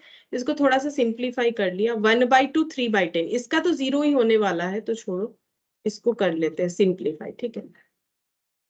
1/2 तुम लोग अगर चाहो तो डायरेक्टली भी कर सकते हो, 1/2, और ये हो गया 3/10, ठीक है, ये मैंने कर लिया 3/10, ये मल्टीप्लाई करेंगे 1/2 ही आएगा, ये मल्टीप्लाई करेंगे 6/10 आएगा, और ये सिंप्लीफाई करने से 7 से कैंसिल आउट हो जाएगा, इसको भी कर लेते हैं, ये देखो 30, 1/30, 1/30 हो जाएगा, यहाँ पर लिख लेते हैं 1/30, मतलब 3/30। अब ये सबको करना है ऐड, ठीक है, अब ये सबको करना है ऐड, तो बेसिकली अगर पॉइंट भी कर लेते हैं तो हमें कोई दिक्कत नहीं है। 1/2 मतलब 0.5 होगा, ये देखो ओरली कर पा रहे, ये 0.6 हो जाएगा, और ये हम लोग का 0.1 हो जाएगा, देख लो एक बार, 1/2, अच्छा 6/10 और 3/30, 0.1 ऐड कर लेते हैं, 5 + 1 6, 0.6, और 0.6 का एडिशन 1.2, ठीक है। तो अगर सिंप्लीफाई कर लेंगे तो थोड़ा जल्दी कैलकुलेशन हो रहा है, बाकी इतना बड़ा बड़ा डेटा लेके कैलकुलेट करने में थोड़ा टाइम लगेगा, एक ही बात है जैसे भी कैलकुलेट करो, लेकिन अगर सिंप्लीफाई हो जा रहा है तो कर सकते हैं हम लोग, जल्दी कैलकुलेशन होगा। 1.2 आंसर हो रहा है, सेट सी का क्वेश्चन नंबर 21, 1.2, यानी ये वाला ए, ठीक है, 1.20, क्योंकि हमारा कुछ ना बच नहीं रहा है, राउंड में आंसर आ रहा है, 1.20 आ रहा है, तो ऑप्शन ए ही होगा। मतलब ये 2 1 के साथ कंफ्यूज होने का हमें कोई जरूरत नहीं, क्योंकि हम लोग का एकदम एग्जैक्ट आंसर 1.2 आ रहा है, कोई अप्रोक्सीमेशन तो आ नहीं रहा है, ठीक है, तो इस तरीके से होगा। अच्छा अब हम लोग 15.30 करते हैं, देखो 15.30 जो एग्जाम्पल का क्वेश्चन है सेम ऐसा ही है, उसको करते हैं, ये वाला। A box contain 12 electric lamps of which 5 are defective. A man select 3 lamps at random. What is the expected number of defective lamp in the selection? Selection में average मतलब जो हम लोग कितना सिलेक्ट कर रहे हैं, यहाँ पर बोला है 3 में से एवरेज कितने सारे हम लोग के डिफेक्टिव आ जाए वो हमें फाइंड आउट करके बताना है। सेम ऐसा ही क्वेश्चन है, चलो एक प्रैक्टिस हो जाएगा, एक बार यहाँ पर करके देखो, तुम लोग खुद से करके देखो, फिर मेरे साथ मैच कर सकते हो। यहाँ पर लिख लेते हैं 15.30। हम लोग को फाइंड आउट करके देना पड़ेगा एक्स पी फिर निकालेंगे px, ठीक है। अच्छा, अब देख लेते हैं क्या क्या सिचुएशन हो सकता है। हम लोग के पास कितने सारे 12 इलेक्ट्रिक लैंप है, ठीक है, 12 लैंप है, जिसमें से डिफेक्टिव कितने सारे हैं और नॉन डिफेक्टिव कितने सारे हैं। डिफेक्टिव है 5, ठीक है, और नॉन डिफेक्टिव है 7। अच्छा, अब हम लोगों को सिलेक्ट करना है 3 लैंप, ठीक है। सिलेक्ट हम लोग ऑलवेज करने वाले हैं 3 लैंप्स, ठीक है। तो क्या क्या सिचुएशन हो सकता है, तो ऐसा हो सकता है कि हम लोगों का 3 डिफेक्टिव आया और 0 नॉन डिफेक्टिव आया, ठीक है। 2 डिफेक्टिव आया तो फिर एक नॉन डिफेक्टिव आया, एक डिफेक्टिव आया तो फिर हम लोगों का 2 नॉन डिफेक्टिव आएगा, और 3 सिलेक्ट करें तो ये 2+1 1+2 ऐसा होगा। और क्या हो सकता है, और तो देखते हैं, एक मिनट, हम लोग को बोला क्या है, what is the expected number of defective. अच्छा, हमें डिफेक्टिव लैंप पूछा है, तो डिफेक्टिव हम लोग का क्या क्या आ सकता है, तो देखो हम लोग का 3 0 ऐसा हो सकता है, 1 2 हो सकता है, 2 1 हो सकता है, और एक 0 3 हो सकता है कि एक भी डिफेक्टिव नहीं आया और 3 नॉन डिफेक्टिव। ये कुछ सिचुएशन हम लोग का हो सकता है कि तीन तीन हम लोगों ने सिलेक्ट किया, तीनों डिफेक्टिव तो एक भी डिफेक्टिव नहीं, 2 डिफेक्टिव तो एक भी, एक नॉन डिफेक्टिव, एक डिफेक्टिव तो फिर 2 नॉन डिफेक्टिव, और 0 डिफेक्टिव तो फिर तीनों के तीनों नॉन डिफेक्टिव, ठीक है। तो एक्स का वैल्यू हम लोग का क्या हो जाएगा, एक्स का वैल्यू हम लोग का हो जाएगा ये वाला, इधर वाला 0 1 2 3, ठीक है। नॉन डिफेक्टिव डिफेक्टिव कितना सारा होगा, 0 डिफेक्टिव आ सकता है, 1 2 या 3, ठीक है। अब इसका प्रोबेबिलिटी क्या है, तो फिर से हमें जो है कैलकुलेट करना पड़ेगा, ठीक है। तो प्रोबेबिलिटी ऑफ 0 डिफेक्टिव, इसका चांसेस क्या होगा, तो कैसे करके निकालेंगे। यहाँ पर हो जाएगा टोटल नंबर ऑफ लैम्प्स को ड्रॉ करेंगे, तो 12C3, 12 में से 3, ठीक है, आउट ऑफ 12 3। अच्छा, अब एक भी अगर हम लोग का डिफेक्टिव ना आए, यानी 7 में से हमें सिलेक्ट करना पड़ेगा, 7 में से 3, तब जाके ये सिचुएशन ऑकर हो सकता है। तो ये कितना हो जाएगा, यहाँ पर 3 2 1, ठीक है, 7 6 5, फिर यहाँ पर 3 2 1, 12 11 10, 3 2 1 कैंसिल, तो ये कितना हो जाएगा, 7 into 6 into 5, 7 into 6 into 5 divided by 12 into 11 into 10, ठीक है। ये थोड़ा सिंप्लीफाई कर लेते हैं, ये देखो 2 और यहाँ पर हो गया 2, यानी 7/44 ये आ रहा है मेरा, 7/44 आ रहा है, ठीक है। थोड़ा सिंप्लीफाई कर लेने से ना वहां पर कैलकुलेशन करने में आसानी होगा, तो मैंने यहाँ पर लिख लिया 7/44। अच्छा, एक हम लोग का डिफेक्टिव आए, इसका प्रोबेबिलिटी क्या है, 12 में से 3 हमें ड्रॉ करना है, ये तो हम लोग का फिक्स है। एक डिफेक्टिव आने का मतलब है टोटल कितने डिफेक्टिव है, 5 में से एक हमारे पास आया, एंड बाकी 2 कहां से आएगा, non defective. Total non defective कितना है, 7, 7 में से 2 आना चाहिए, ठीक है, तब जाके ये कंडीशन फुलफिल होगा।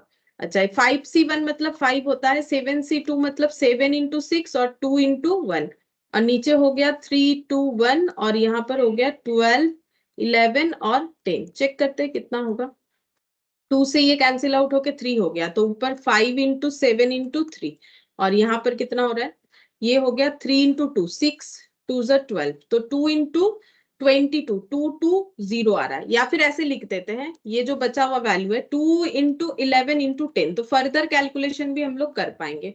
तो यहाँ पर कितना हो जाएगा, ये कैंसिल आउट, तो चलो कुछ भी किसी के साथ कैंसिल आउट, हाँ ये हो रहा है 5 2 10, बस इतना ही हो रहा है। तो ये नीचे 44 आ जाएगा और ये 21 आ गया, ठीक है, 21/44 ये आ रहा है।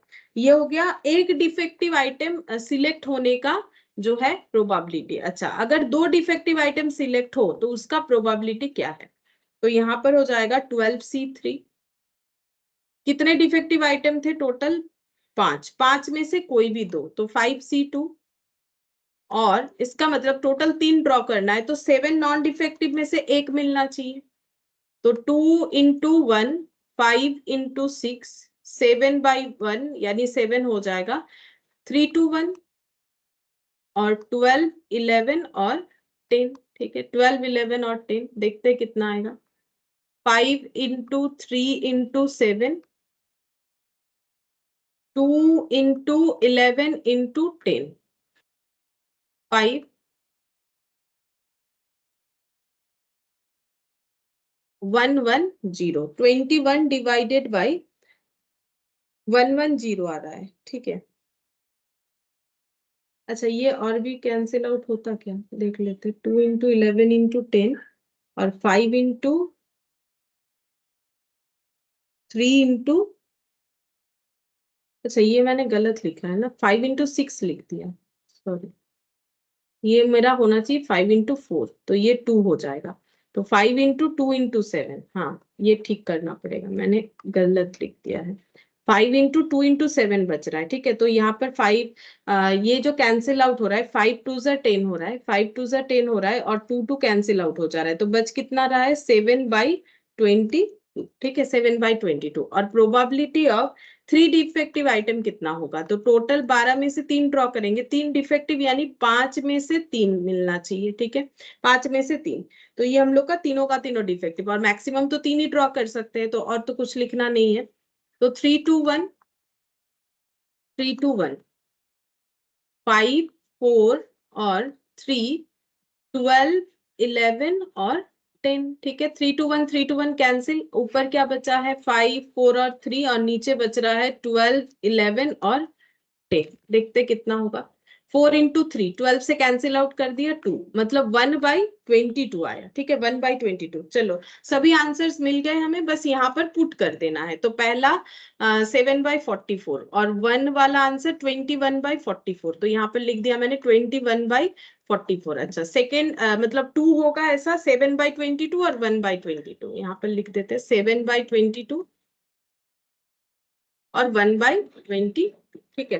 अच्छा, अब इसको पॉइंट में भी निकाल सकते हैं, पॉइंट भी डायरेक्टली निकाल लेते हैं, ये 0 हो गया, ठीक है, कैलकुलेटर का यूज करके। मेमोरी पहले खाली करना पड़ेगा, ठीक है, मेमोरी खाली कर दिया मैंने यहाँ पर।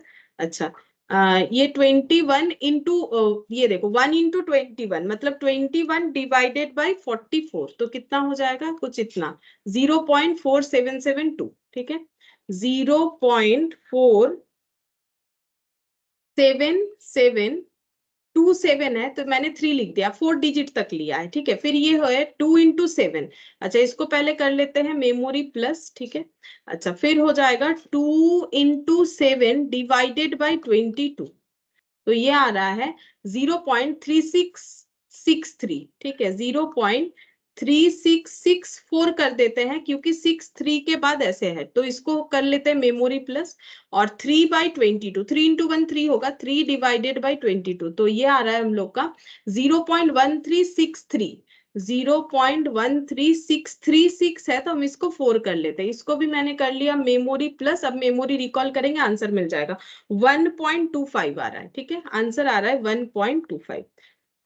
देखते हैं क्या आंसर किया है इन्होंने। 1.25, हाँ ये देखो 1.25 आ रहा है। तो अगर तुम लोग कैलकुलेटर में मेमोरी प्लस वाला ऑप्शन करोगे ना, तो उसमें तुम लोग का एकदम एग्जैक्ट वैल्यू निकल के आएगा। तो उस केस में तुम लोग इतना कैंसिल आउट नहीं करके ये सबको भी ना कैलकुलेटर में ही करने का कोशिश करो, ठीक है। ये जितना भी डेटा रहा है ना, इसको भी कैलकुलेटर पे करो। मतलब हम ये कहना चाह रहे हैं कि अगर हम लोग ये देखो 7/44 आए ना, इसके जगह अगर ऐसा कर लेते, ये जो लिखा हुआ है 7 × 6 × 5, ठीक है, ये जितना भी आया डिवाइडेड बाई 3 / 2, तो ये वाला डेटा आ जाएगा। फिर ये इसको मेमोरी प्लस करके ये लिख के फिर डिवाइड करने से डायरेक्टली आ जाएगा। वैसे भी कर सकते हो, पूरा कैलकुलेटर के यूज से ही क्वेश्चन सॉल्व हो जाएगा। अच्छा, ये वाला हम लोग का 1.25 आ गया। अच्छा चलो, अब हम लोग क्या कर सकते हैं, अब इसमें थोड़ा और भी फॉर्मूला ऐड होगा। जैसे हम लोगों ने एवरेज का फॉर्मूला देखा एक्सपेक्टेड वैल्यू में, अब एक फॉर्मूला और ऐड करेंगे, वो है स्टैंडर्ड डेविएशन का, ठीक है। जैसे हम यहाँ पर लिख देते हैं, हम लोग को कौन सा फॉर्मूला चाहिए। तुम लोग का इंडिविजुअली एक चैप्टर है ही, हम बता देते हैं। देखो, मेजर्स ऑफ डिस्पर्सन बोल के एक चैप्टर है, मेजर्स ऑफ डिस्पर्सन, ठीक है।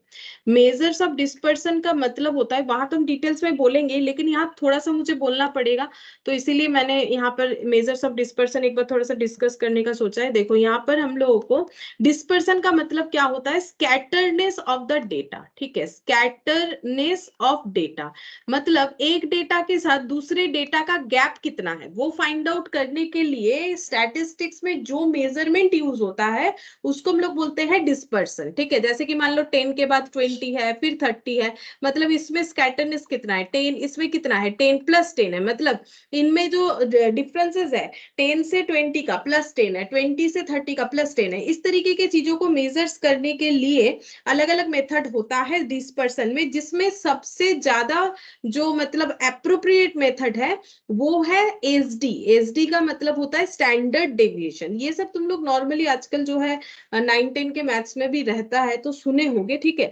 स्टैंडर्ड डेविएशन, डेविएशन का मतलब ही होता है गैप। डेविएशन जो लैंग्वेज है ना, इसका ही मतलब होता है गैप। स्टैंडर्ड गैप को कैलकुलेट करना है, तो मैंने वही बोला, ये देखो स्कैटरनेस मतलब डिफरेंसेस यानी गैप, ठीक है। तो गैप हमें फाइंड आउट करना है, तो उसके लिए हमें यहाँ पर कौन सा मेथड चाहिए, होता है बहुत सारा मेथड। एसडी होता है मतलब स्टैंडर्ड डेविएशन, रेंज होता है, मीन डेविएशन होता है, मीन डेविएशन अबाउट मीन होता है, मीन डेविएशन अबाउट मीडियन होता है, बहुत सारा मेथड होता है। मतलब इसमें 4-5 मेथड होता है, लेकिन हम लोग यहाँ पर सिर्फ एसडी ही पता करेंगे, इससे ज्यादा हमें पता करने का जरूरत नहीं। अच्छा, यहाँ पर एसडी को कौन से साइन से डिनोट किया जाता है हम बताते हैं। यहाँ पर एसडी को, एसडी मतलब स्टैंडर्ड डेविएशन मैंने बता दिया, एसडी को डिनोट किया जाएगा ऐसे, सिग्मा से। एसडी का मतलब हम फिर से लिख देते हैं स्टैंडर्ड डेविएशन, ठीक है। इसको हम लोग डिनोट करते हैं यहाँ पर ऐसे, दैट इज, इसको बोला जाता है सिग्मा। क्या हम लोग यहाँ पर भी सेम ऐसा ही डिस्पर्सन में भी जब पढ़ेंगे तो क्या सिग्मा यूज करेंगे? बिल्कुल सिग्मा यूज करोगे, लेकिन यहाँ पर भी सिग्मा यूज करोगे, जो कि हमारे एरिथमेटिक मीन वाले केस में नहीं था। देखो जब हम लोग एक्सपेक्टेड वैल्यू निकाल रहे थे तो नॉर्मली जब तुम लोग एवरेज निकालते हो तो ये एक्स बार यूज करते हो, लेकिन यहाँ यूज करना होता है म्यू, ठीक है, जो स्टैटिस्टिक्स में। लेकिन स्टैंडर्ड डेविएशन हम लोग का क्या होगा, मेजर्स ऑफ डिस्पर्सन में भी हम लोग यही वाला यूज करते हैं और प्रोबेबिलिटी के केस में भी यही वाला यूज करेंगे। लेकिन एवरेज वाला ऐसा नहीं है, एवरेज प्रोबेबिलिटी के केस में म्यू बताएगा, ठीक है, और बाकी नॉर्मल जगह पे हम लोग एक्स बार यूज करते हैं। यहाँ पर ये सिग्मा हो जाएगा, ठीक है। अच्छा, और एक चीज होता है वेरियांस होता है, ठीक है। वेरियांस को हम लोग बोलते हैं स्टैंडर्ड डेविएशन का स्क्वायर। अभी इतना याद रखोगे तो काफी, इससे ज्यादा हमें जरूरत नहीं है, ठीक है। या फिर हम लोग ऐसा बोल सकते हैं वेरियांस इक्वल टू सिग्मा का होल स्क्वायर। क्यों? क्योंकि सिग्मा का मतलब ही एसडी है, तो इससे ये भी कंक्लूजन आ सकता है SD equal to root over of variance, ठीक है। एसडी इक्वल टू क्या हो जाएगा, रूट ओवर ऑफ वेरियंस, ठीक है। एक ही फॉर्मूले को मैंने अलग अलग तरीके से लिखा हुआ है। अच्छा, अगर हम लोग बोले एसडी स्क्वायर, एसडी स्क्वायर का वैल्यू क्या होगा, ये देखो। अच्छा, पहले वेरियंस लिख देते हैं, ये याद रखना जरूरी है। Variance equal to E into X minus mu का, एक्स माइनस म्यू का होल स्क्वायर, ठीक है, एक्स माइनस म्यू का होल स्क्वायर। और H D square, H D square क्या हो जाएगा, एच डी स्क्वायर का वैल्यू भी यही वाला हो जाएगा ऐसे। तब ये ऐसे करके हम लोग डिफाइन करेंगे। ये फॉर्मूला याद रखना पड़ेगा, देखो ये याद रह जाएगा, इसमें कोई प्रॉब्लम नहीं है। क्यों? क्योंकि अभी अभी हम लोगों ने एक्सपेक्टेड वैल्यू सीखा भी था कैलकुलेट करना, ठीक है। एक्सपेक्टेड वैल्यू में हम लोग क्या कर रहे थे, हम लोग बोल रहे थे एवरेज निकाल रहे हैं म्यू, जिसको हम लोग पी इंटू एक्स बोल सकते हैं, समेशन ऑफ, या फिर हम लोग इसको ई ऑफ एक्स भी बोल सकते हैं, क्योंकि इसको एक्सपेक्टेड वैल्यू बोला जाता है। ये देखो मैंने तुम लोग को स्टार्टिंग में ही बता दिया था, ई ऑफ एक्स भी हम लोग इसको बोल सकते हैं। ये देखो कि क्या क्या लिख सकते हैं, मैंने यहाँ पर लिख के दिखाया था। हम लोग इसको ई ऑफ एक्स भी लिख सकते हैं। अब अगर हम लोग डेटा का गैप कैलकुलेट करेंगे, ठीक है, डेटा का गैप क्या है वो कैलकुलेट करेंगे, तो उसके लिए ना क्या करना पड़ता है, हम लोग डेटा जो गिवन होता है उसके एवरेज से बेसिकली उसका गैप कैलकुलेट करते हैं, जैसे मैंने यहाँ पर दिखाया। तो ऐसा भी किया जा सकता है, ये तो मैंने जस्ट एक रैंडमली बताया, लेकिन नॉर्मली क्या होता है ना, एवरेज से वो डेटा कितने दूरी पे है वो हम लोग नॉर्मली कैलकुलेट करते हैं। जब तुम लोग डिस्पर्सन करोगे तो वहां देखना और भी क्लियरली, वहां पर हम बताएंगे, क्योंकि वहां तो डिटेल्स बोलना ही पड़ेगा। तो ये देखो हम लोग क्या कर रहे हैं, एक्स जो है, एक्स जो है ये हम लोग का रैंडम वेरिएबल, और म्यू क्या है, एवरेज है। देखो एक्स क्या है, रैंडम वेरिएबल। नॉर्मली हम लोग क्या निकालते थे, ई ऑफ एक्स, जिससे हमें एवरेज मिलता था। यहाँ पर हम लोग क्या निकालेंगे, माइनस, यानी गैप निकालेंगे, ठीक है। तो ये जो रैंडम वेरिएबल है उसका एवरेज से गैप निकालेंगे, ठीक है, और उसका स्क्वायर करना पड़ेगा। तो बस इतना याद रखने का कोशिश करो कि हम लोग का वेरियांस का फॉर्मूला क्या हो जाएगा, ई ऑफ एक्स माइनस म्यू का होल स्क्वायर, ठीक है। ई of E into X minus mu का होल स्क्वायर। और अगर एच डी स्क्वायर हुआ, एच डी स्क्वायर होने से क्या होगा, एच डी स्क्वायर होने से यही वाला ऐसे लिखा जाता है, ठीक है। या फिर इसके बदले भी ऐसे लिख सकते हैं, इसलिए मैंने पूरा इक्वल इक्वल देके लिख दिया, वेरियांस इक्वल टू ये equal to H D square, क्योंकि एच डी स्क्वायर मतलब ही वेरियांस होता है, ठीक है। एच डी स्क्वायर मतलब ही वेरियांस होता है, ये देखो एच डी स्क्वायर मतलब ही वेरियांस होता है, तो मैंने वही लिखा है। और फिर यहाँ पर ई ऑफ एक्स ऐसे भी लिखा जाता है, ऐसे भी लिखा जाता है, डिपेंड करता है कि हमारे पास गिवन डेटा कैसा है। और एक फॉर्मूला है वो बता देते हैं, और हमें कुछ फॉर्मूले का यहाँ पर जरूरत नहीं होगा अलग से सीखने का, उसके बाद हम लोग क्वेश्चन कर सकते हैं, ठीक है। तो और एक फॉर्मूला हम लिख के दिखा रहे हैं, और एक फॉर्मूला है हम लोग का रिलेशन बिटवीन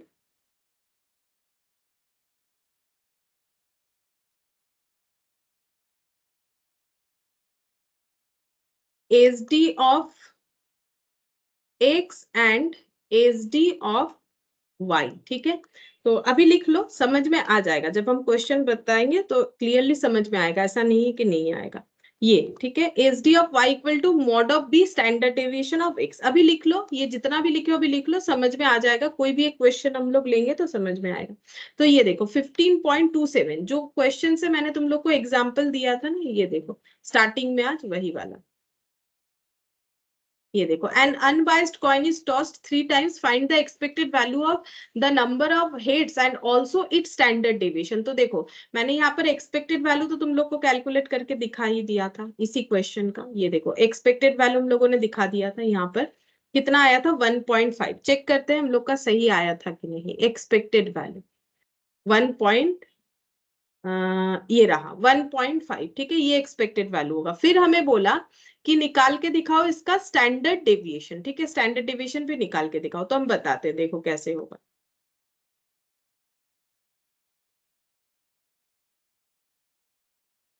फिफ्टीन 0.27 एक्स, और यहाँ पर लिख दिया मैंने प्रोबेबिलिटी, ठीक है। अब देखो हम फिर से एक बार क्वेश्चन को लिख देते हैं। यहाँ पर हमें बोला था कि कॉइन को अगर हम लोग 3 टाइम्स टॉस कर रहे हैं कि नंबर ऑफ हेड्स आने का प्रोबेबिलिटी क्या है। हो सकता है कि 0 हेड आए, मतलब एक बार भी हेड नहीं आया, हो सकता है एक बार हेड आया, हो सकता है 2 बार आया, हो सकता है तीनों बार आया, इससे ज्यादा कुछ नहीं हो सकता है, ठीक है। अच्छा, हम लोग का टोटल जो है वो आउटकम तो 8 होगा। अब हम लोग का 3 बारी हेड आ जाए, इसका प्रोबेबिलिटी लेकिन 1 ही होगा, क्यों, क्योंकि हेड हेड हेड, देखो ऐसा था ना हम लोग का, ये देखो क्या क्या सैंपल स्पेस आया था, head head head, head tail head, head head tail tail, head tail tail, ठीक है, tail head head tail tail head, ठीक है, tail tail head, tail tail tail, और tail tail head head, tail tail head, tail tail head, tail tail tail, और head tail head, head tail, नहीं ये तो लिखा है, एक सेकंड क्या गलत लिख दिया मैंने, देख लेते हैं। ऐसे लिखने से ठीक रहेगा, पहले टेल टेल टेल, मेरा वही लिखने से ठीक रहता है, टेल टेल टेल, फिर यहाँ से हम चेंज करते हैं टेल हेड, फिर इसको फिक्स रखेंगे हेड टेल, और फिर टेल हेड हेड, हाँ ऐसे लिखने से ठीक होता है। देखो इसको फिक्स कर दो, इसको फिक्स कर दो, हेड को देखो यहाँ पर भी मैंने टेल को फिक्स कर दिया 4 time, head head head head, tail head, head tail, tail tail, ठीक है। ऐसे, क्योंकि 2 कॉइन का हमें आसानी से याद रहता है, 2 कॉइन में क्या होता है, हेड हेड आ सकता है, हेड टेल आ सकता है, टेल हेड आ सकता है, टेल टेल आ सकता है, यही पीछे एडजस्ट हो गया। और यहाँ पर भी देखो यही चारों चीज पीछे एडजस्ट हो रखा है, ठीक है। तो लिखने का इस तरीके से सिस्टम रखोगे तो कभी गलत नहीं होगा। स्टार्टिंग में हेड 4 बार फिक्स कर देना और 4 बार टेल, ठीक है। तो ये देखो हम लोग का 3 बारी हेड आ जाए ऐसा चांसेस तो हम लोग का एक ही बार होगा, ये देखो 3 बारी हेड आ जाए ऐसा चांसेस हम लोग का एक ही बार होगा। और 2 बार हेड आ जाए ऐसा चांसेस, ये देखो 2 बार हेड आ जाए, ये रहा 2 3, ठीक है, 2 बार हेड आ जाए ऐसा चांसेस है 3, और एक बार हेड आए, एक बार, एक बार हेड आने का चांसेस है 2, ठीक है, एक बार हेड आने का चांसेस है 2, और एक बार भी है शायद, एक बार, ये रहा 3, ठीक है, ये भी 3 हो जाएगा। और 0 टाइम्स हेड आ जाए ऐसा चांसेस एक बार है, ठीक है, जब टेल टेल टेल आ रहा है। तो P इंटू एक्स कितना आ जाएगा, P इंटू एक्स, इसको हम लोग क्या क्या लिख सकते हैं, देखो समझने के लिए हम यहाँ पर थोड़ा लिख देते हैं, P इंटू एक्स यहाँ पर जब हम लोग समेशन, अच्छा ठीक है, पहले इसको मल्टीप्लाई कर लेते हैं फिर दिखाते हैं। इसके साथ इसको मल्टीप्लाई करेंगे 0, इसके साथ इसको मल्टीप्लाई करेंगे 3/8, ये हो गया 6/8 और ये हम लोग का हो गया 3/8। तो हम लोग का क्या जैसे समेशन पी एक्स, या फिर बोल सकते हैं यही हम लोग का एवरेज वैल्यू म्यू, या फिर ई ऑफ एक्स फाइंड आउट करके देगा। तो इसका आंसर हो जाएगा ये तीनों ही केसेस में, एक सेकेंड तो ठीक से लिखते हैं, ई ऑफ एक्स, ठीक है। ये हम लोग का हो गया 8 है, और ये सब टोटल करने से 3 + 3 6, 6 + 6 12, ठीक है। 8/12 हम लोग का आंसर आ रहा है, ठीक है। अच्छा, अब हम लोग को फाइंड आउट करने, ये तो मैंने पहले भी वैसे भी कैलकुलेट करके दिखाया था 12/8, और जिसका आंसर हम लोग का आ रहा था 1.5, ठीक है, इक्वल टू 1.5। ये तो एक पूछा ही है, एक्सपेक्टेड वैल्यू बताओ एंड ऑल्सो स्टैंडर्ड डेविएशन। तो स्टैंडर्ड डेविएशन कैसे निकलता है? स्टैंडर्ड डेविएशन के लिए हम लोग ये वाला फॉर्मूला याद रखेंगे, ई ऑफ एक्स का स्क्वायर माइनस म्यू स्क्वायर। लेकिन ये स्टैंडर्ड डेविएशन का स्क्वायर है हमें, लेकिन एसडी निकालने के लिए बोला है, तो हम लोग इसका रूट कर देंगे बाद में। लेकिन हमें क्या चाहिए? ई of x square minus mu square चाहिए, ठीक है। तो पहले यहाँ पर क्या कॉलम बनाएंगे? पहले हम लोग यहाँ पर बनाएंगे एक्स का स्क्वायर, एक्स का स्क्वायर बनाएंगे, फिर हम लोग बनाएंगे ई ऑफ एक्स का स्क्वायर, ठीक है। तो एक्स क्या था? 0, तो 0 का स्क्वायर 0, 1 का स्क्वायर 1 हो जाएगा, 2 का स्क्वायर 4 हो जाएगा, 3 का स्क्वायर 9 हो जाएगा। अब हम लोग को चाहिए ई ऑफ एक्स स्क्वायर।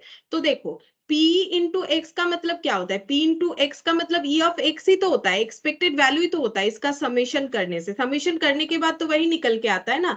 तो यहाँ पर भी हम लोग को क्या करना पड़ेगा? ये ई ऑफ एक्स स्क्वायर पाने के लिए देखो यहाँ पर ऐसे लिख के दिखाते हैं, यहाँ पर हम लोग को p इंटू एक्स का स्क्वायर करना पड़ेगा, ठीक है।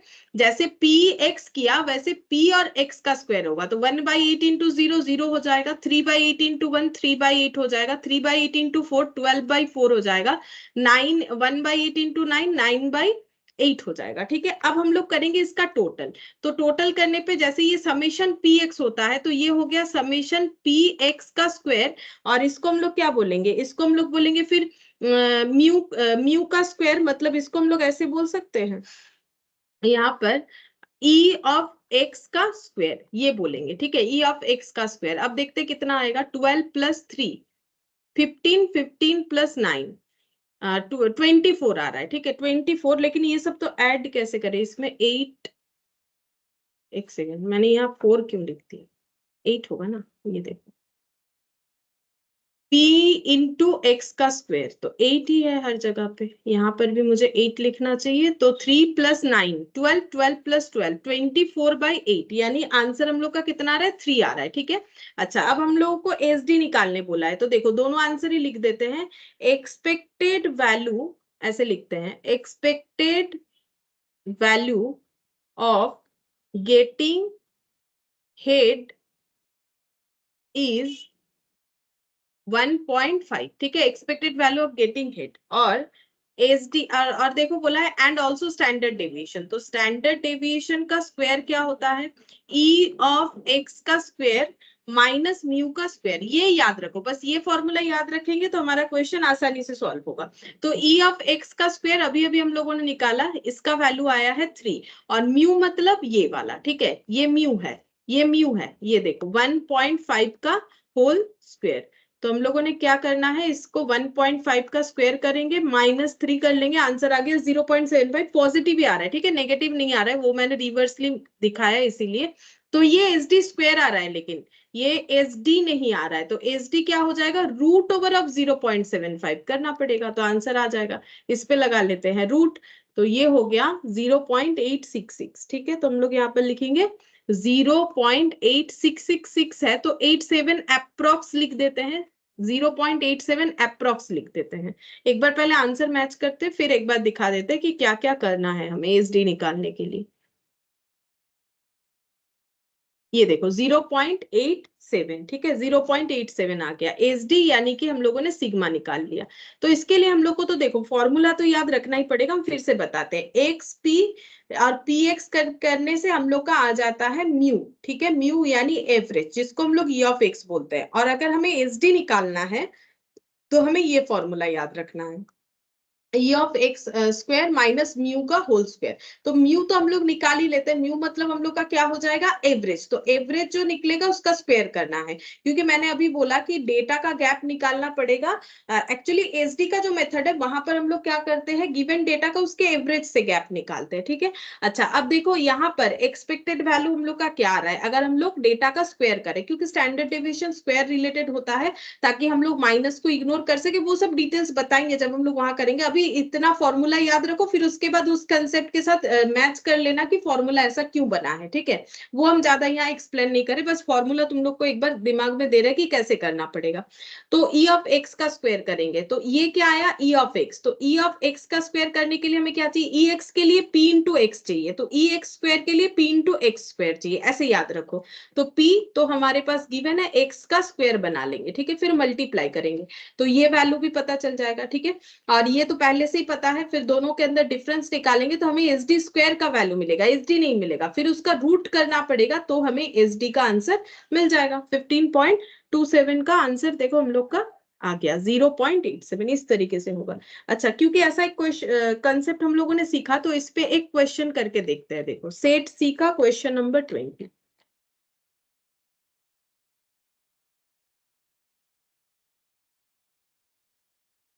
ये वाला, ठीक है। The probability distribution of a random variable x is given below, what is the standard division of x. हम लोग को बोला है कि एस डी निकाल के दिखाओ एक्स का।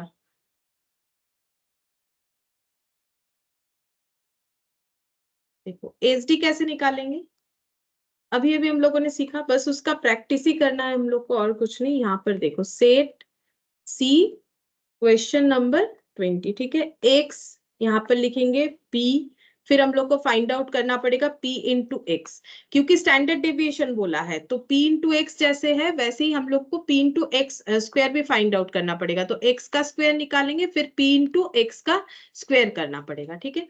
x का वैल्यू गिवन है हमें 1 2 3 4 5 6, तो यहाँ पर लिखेंगे 1 2 3 4 5 और 6, ठीक है। और वैल्यूज देखो 0.15 0.25 0.20 0.15 0.25 0.20। अच्छा, फिर आगे देखते हैं 0.30 और 152520 12456 है। अच्छा, मैंने अपने हिसाब से 3 कैसे लिखी, 4 5 6, अच्छा ठीक है, 1 2 4 5 और यहाँ 6 लिखेंगे। अच्छा, 0.30 के बाद 0.10, ठीक है, 0.30 के बाद 0.10, ये सब तो क्वेश्चन में गिवन था। अब देखो, अगर हमें एस डी निकालना है तो सबसे पहले दिमाग में ये फॉर्मूला लाना पड़ेगा, एस डी का स्क्वायर यानी सिग्मा का स्क्वायर इक्वल टू क्या होता है, ई ऑफ एक्स का स्क्वायर माइनस म्यू का होल स्क्वायर। तो हम लोग को म्यू निकालना पड़ेगा यानी एवरेज, ठीक है, और ई ऑफ एक्स का स्क्वायर निकालना पड़ेगा। अच्छा, ई ऑफ एक्स का स्क्वायर मतलब p इंटू एक्स स्क्वायर होगा, ये धीरे धीरे याद हो जाएगा, ठीक है। तो यहाँ पर हम लोग पहले म्यू निकालेंगे, और म्यू के लिए p इंटू एक्स। अच्छा, 1 इंटू 0.5, तो 1 इंटू 0.5 हो गया हम लोग का 0.15। अच्छा, 2 इंटू पॉइंट, अब अगेन कैलकुलेटर ले लेंगे और उसमें मेमोरी प्लस करेंगे। पहले यहाँ से मेमोरी पूरा हटा देते हैं, देखो यहाँ से पूरा मेमोरी हटा दिया। 1 इंटू 0.15, तो ये हम लोग का आ गया 0.15, इसमें मेमोरी कर लो, ठीक है। अच्छा, उसके बाद 2 इंटू 0.25, ये हम लोग का आ गया 0.5। इसमें लिखने का भी जरूरत नहीं है, 0.5 डायरेक्टली तुम लोग को जो आंसर मिलेगा वो भी लिख सकते हो, क्योंकि इसका तो कोई जरूरत है नहीं मिडिल में ये सब वैल्यू का, फिर भी हम एक बार लिख देते हैं। 0 इंटू 0.2, ठीक है, 0.8, ये लिखने का बात करें। ये अगर नहीं भी लिखोगे तो मेमोरी प्लस करते जाना, मेमोरी रिकॉल करोगे, आंसर मिल ही जाएगा। 5 इंटू 0.3, तो 1.5, फिर से इसको कर लेंगे मेमोरी प्लस, और 6 इंटू 1.1, तो 0.6, और इसको कर लेते हैं अगेन मेमोरी प्लस और मेमोरी रिकॉल। 3.55 आया, बस कैलकुलेशन सही होना चाहिए, 3.55 आंसर आ रहा है, ठीक है। अच्छा, ये वाला हम वही बोल रहे हैं, अगर तुम लोग यहाँ पर ये सारे वैल्यूज को नहीं लिखते हो तो भी चलेगा, ठीक है। ये नहीं लिख के डायरेक्ट कैलकुलेटर पे किया और नीचे आ गया 3.55, ठीक है, टोटल करके 3.55 आ जाएगा।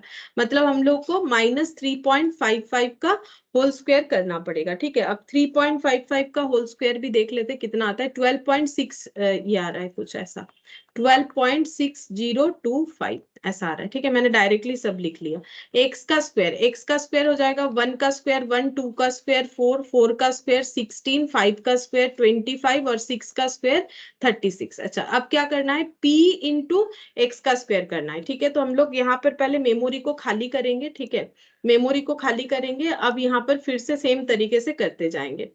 तो 1 इंटू 0.15, तो 0.15 भी होगा, ठीक है। यहाँ पर मैंने कर लिया मेमोरी प्लस। अच्छा, फिर करना है हम लोग को 2 इंटू 4, तो ये 8 हो जाएगा। 2 इंटू 4 8 हो गया, इसको भी कर लेते हैं मेमोरी प्लस। अच्छा, उसके बाद 4 इंटू, ओ सॉरी, मैंने 2 इंटू 4 कर दिया ना। पी मतलब ये वाला था 0.25 इंटू 4। अच्छा, 0.25 इंटू 4 1, ठीक है।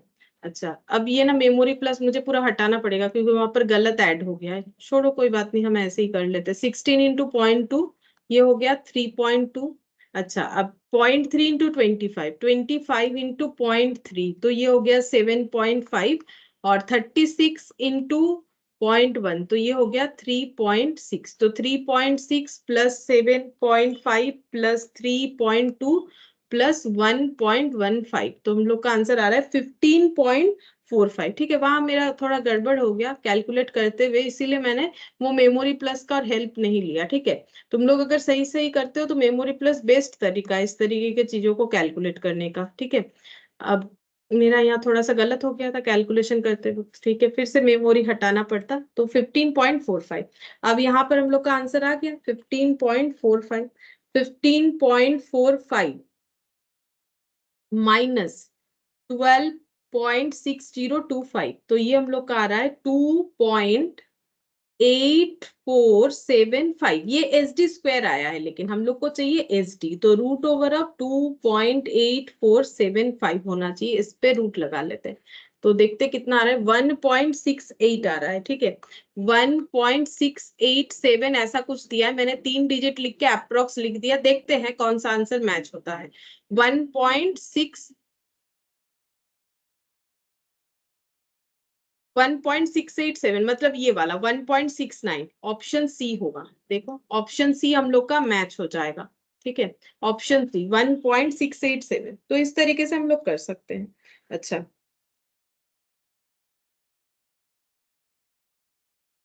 और एक देखते हैं, और एक क्वेश्चन कर सकते हैं, चलो और एक कर लेते हैं सेम इसी तरीके का। एग्जाम्पल करते हैं, चलो एग्जाम्पल 28।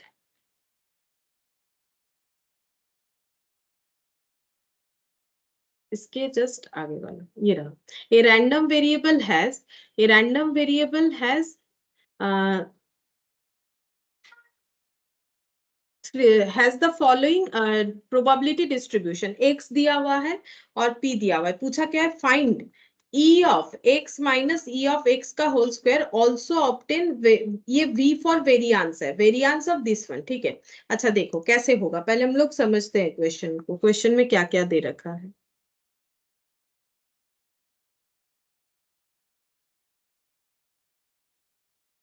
एग्जाम्पल 28, ठीक है। हम लोग को x गिवन है, p गिवन है।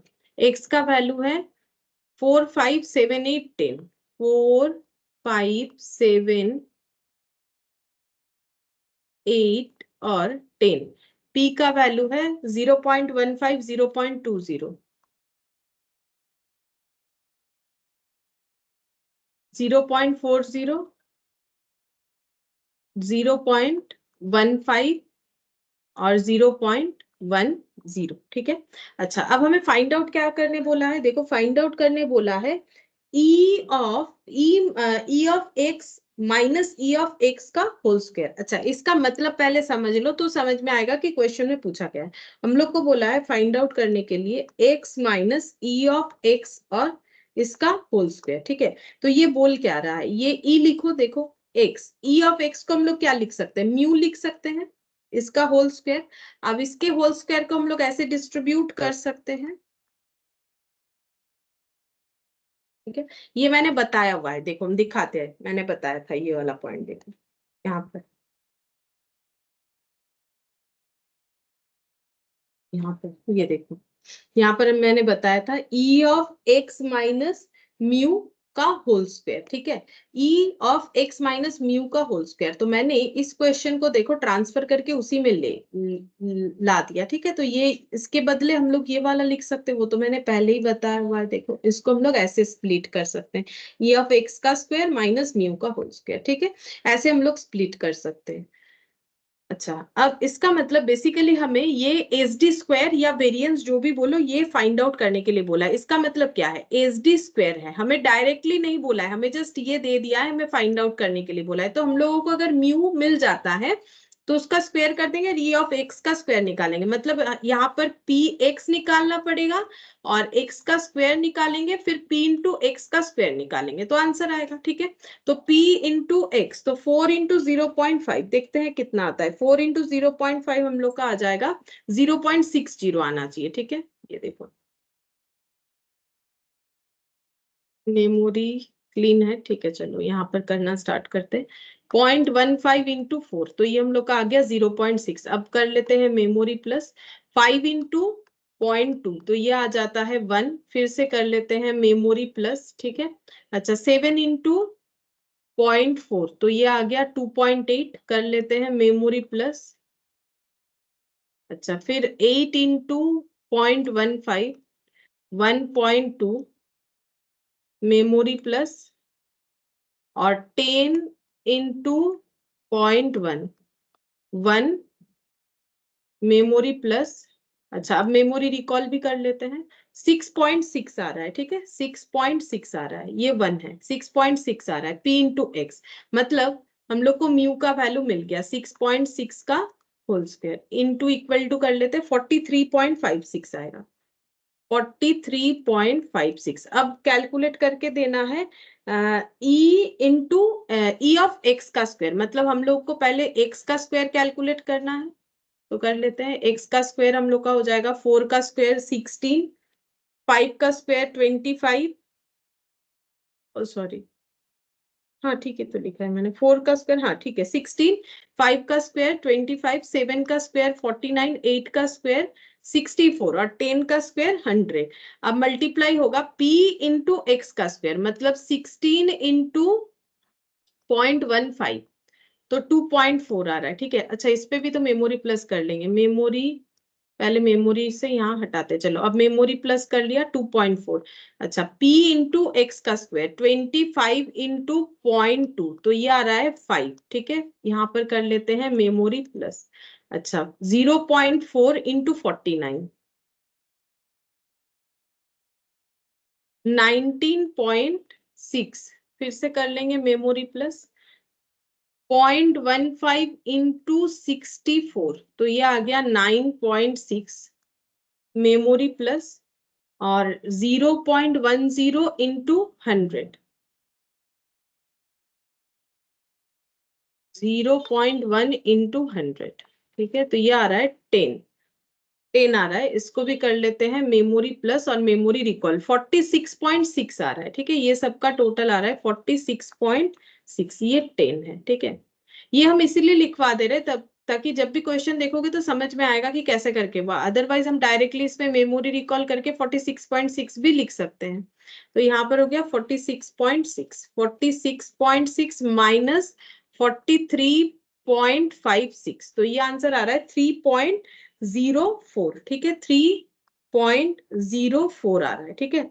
तो यहाँ पर हम लोग को जो फाइंड आउट करने बोला था, ये हम लोगों ने फाइंड आउट कर दिया, तो पहला आंसर आ गया 3.04, ये देखो 3.04, ठीक है। अब तुम लोग बोलोगे कि मैंने इसका रूट क्यों नहीं किया, क्योंकि देखो मुझे क्वेश्चन में नहीं बोला है कि एसडी निकालो कि वेरिएंस निकालो, बोला नहीं है, लेकिन ये जो फॉर्मूला गिवन है इसका आंसर बोला है, तो ये तो मेरा वेरिएंस का फॉर्मूला है, तो बेसिकली मुझे वेरिएंस निकालने बोला है, तो मेरा क्या आंसर आ गया, वेरिएंस ऑफ एक्स का, ठीक है। मेरा ये आंसर जो है ये किस चीज का आंसर आया, ये हो गया वेरिएंस ऑफ एक्स, ठीक है, जिसको हम लोग एस डी ऑफ एक्स का होल स्क्वायर भी बोल सकते हैं। एक्स ही क्यों लिखा, क्योंकि सारे डेटा एक्स रिलेटेड है, ठीक है। अब ये बात हम क्यों बोल रहे हैं, क्योंकि हम लोग को यहाँ पर दिया है also obtain variance of V for variance of 3x minus 4, ठीक है। तो यहाँ पर देखो हम लोग को और एक चीज फाइंड आउट करने बोला है कि variance of 3x minus 4 equal to क्या होगा, वी फॉर वेरिएंस, ठीक है।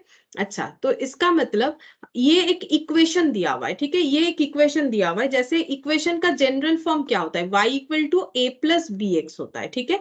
तो इस इक्वेशन को भी अगर हम लोग y मान लेते हैं तो y इक्वल टू क्या हो गया, 3x माइनस 4 हो गया। अगर हम लोग इस चीज को कंपेयर करते हैं इस इक्वेशन के साथ, ठीक है, इस इक्वेशन के साथ कंपेयर करने के लिए हम इसे यहाँ पर इसे इस तरीके से लिखते हैं, ठीक है, y इक्वल टू a यानी -4 plus 3x a plus b x. अगर कंपेयर करते हैं तो देखो a का वैल्यू कितना होगा, -4, ठीक है, और b का वैल्यू कितना हो जाएगा, +3, b का वैल्यू हो जाएगा +3। इस तरीके से इक्वेशन को कंपेयर करके हम लोग a भी अंडरस्टैंड कर सकते हैं कि इस इक्वेशन में a का वैल्यू कितना है, b का वैल्यू कितना है। कोई भी इक्वेशन में कर सकते हो अगर वो लीनियर है, लीनियर, ये मैंने लीनियर इक्वेशन दिया, ये भी लीनियर इक्वेशन है। अब लीनियर इक्वेशन का मतलब, लीनियर इक्वेशन का मतलब कुछ नहीं, जब हम लोग का x का पावर जो है वो 1 होगा, x का पावर 1 होगा उसे हम लोग लीनियर इक्वेशन बोलते हैं। जहां पर x रहेगा, x स्क्वायर क्यूब ये सब नहीं रहेगा, स्क्वायर होने से क्वाड्रेटिक, क्यूब होने से क्यूबिक इक्वेशन।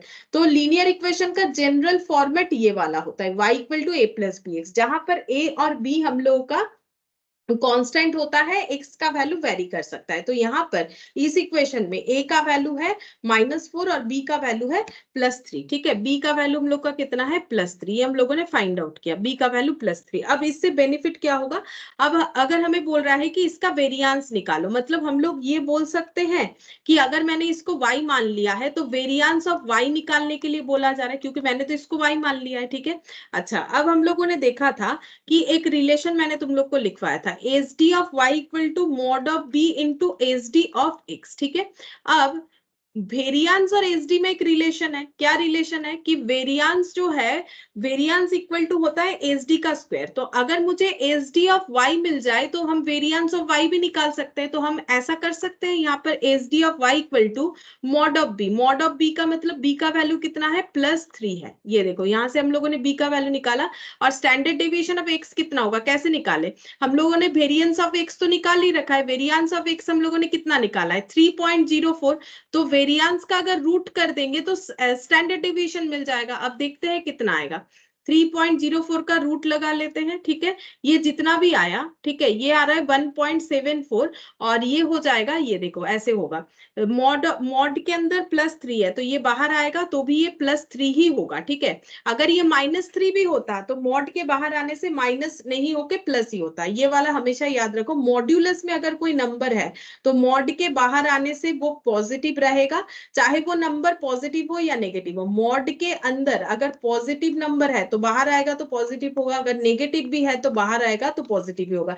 अगर ये +3 के जगह -3 भी होता तो भी हम लोग 3 ही लिखते, बस इतना ही समझना है और कुछ नहीं, ठीक है। मॉड्यूलस देने से क्या होता है, हम लोग नेगेटिविटी को खत्म कर सकते हैं, ठीक है। तो यहाँ पर वही मॉड्यूलस का काम मैथ्स में वही होता है। अब इनटू देखो, ये मैंने ऑलरेडी रूट निकाल रखा है, इनटू मुझे करना है इसमें 3, तो हम लोग का आंसर आ रहा है 5.23, ठीक है। एस डी ऑफ वाई का आंसर आ गया, एस डी ऑफ वाई का आंसर आ गया 5.23 अप्रोक्स बोल सकते हैं। लेकिन हम लोग को बोला क्या है, इसका आंसर निकालने, वेरिएंस निकालने। तो अब इसका कर देंगे स्क्वायर, 5.23 का स्क्वायर कर देंगे तो हम लोग को मिल जाएगा कि वेरिएंस कितना है, 27.35। ये देखो 27.35 आ रहा है। तो variance of y that is variance of 3x minus 4, क्यों, क्योंकि मैंने y को ही 3x माइनस 4 माना था।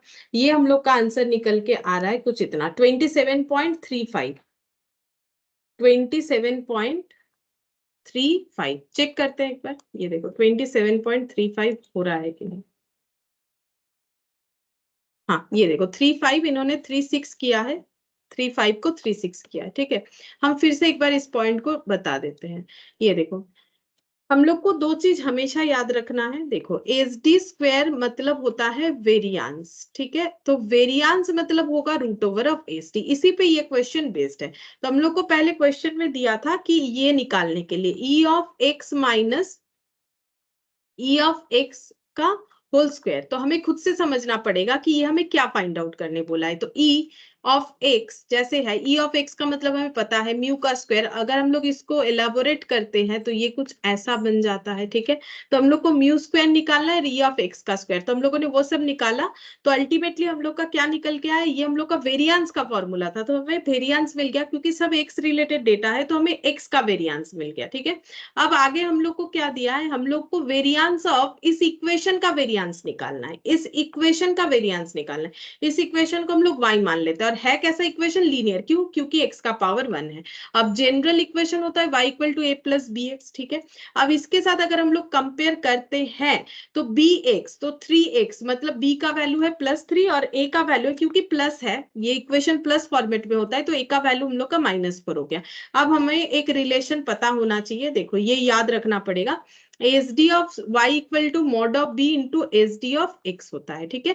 तो एस डी ऑफ वाई जो है वो हमें फाइंड आउट करना है, क्यों, क्योंकि वाई तो हमें कुछ दिया नहीं था, फिर हम ऐसा क्यों बोल रहे हैं, क्योंकि हम लोगों ने इस इक्वेशन को वाई माना है, ठीक है। और हम लोग को वेरियांस ऑफ वाई निकालना है, तो हम लोग एस डी क्यों निकाल रहे हैं, क्योंकि एस डी से वेरियांस में ट्रांसफर हो सकते हैं, एस डी में ऐसा रिलेशन होता है, ठीक है।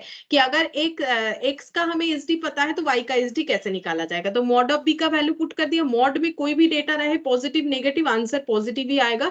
एस डी ऑफ एक्स हमें यहाँ पर पता चला, ये लेकिन वेरियांस था, एस डी का स्क्वायर था, तो एस डी क्या हो जाएगा, इसका रूट, इसको कैलकुलेट करके आया 5.23, यानी एस डी ऑफ वाई आ गया। लेकिन हम लोग को तो फाइंड आउट करना है वेरियांस, यानी एस डी का स्क्वायर, तो एस डी का स्क्वायर कर दिया, तो वेरियांस ऑफ वाई हम लोग का, यानी कि variance of the equation 3x - 4 find out होके आ रहा है 27.35, देखो जो कि हम लोग का आंसर के साथ मैच भी हो रहा है। इन्होंने वो 35 को इसको 36 कर दिया है अप्रोक्सीमेशन के वजह से, तो वो देखो ऑप्शन जैसा रहेगा तुम लोग उस तरीके से टिक करके देख सकते हो, ठीक है। अच्छा अब यहाँ पर हम लिखते हैं, देखो तुम लोग कौन कौन सा क्वेश्चन करके देख सकते हो। एग्जाम्पल 34 में ना 3-4 पॉइंट है, ठीक है, ये करके देख सकते हो। सेट सी का क्वेश्चन 24, ये भी तुम लोग ट्राई करके देख सकते हो।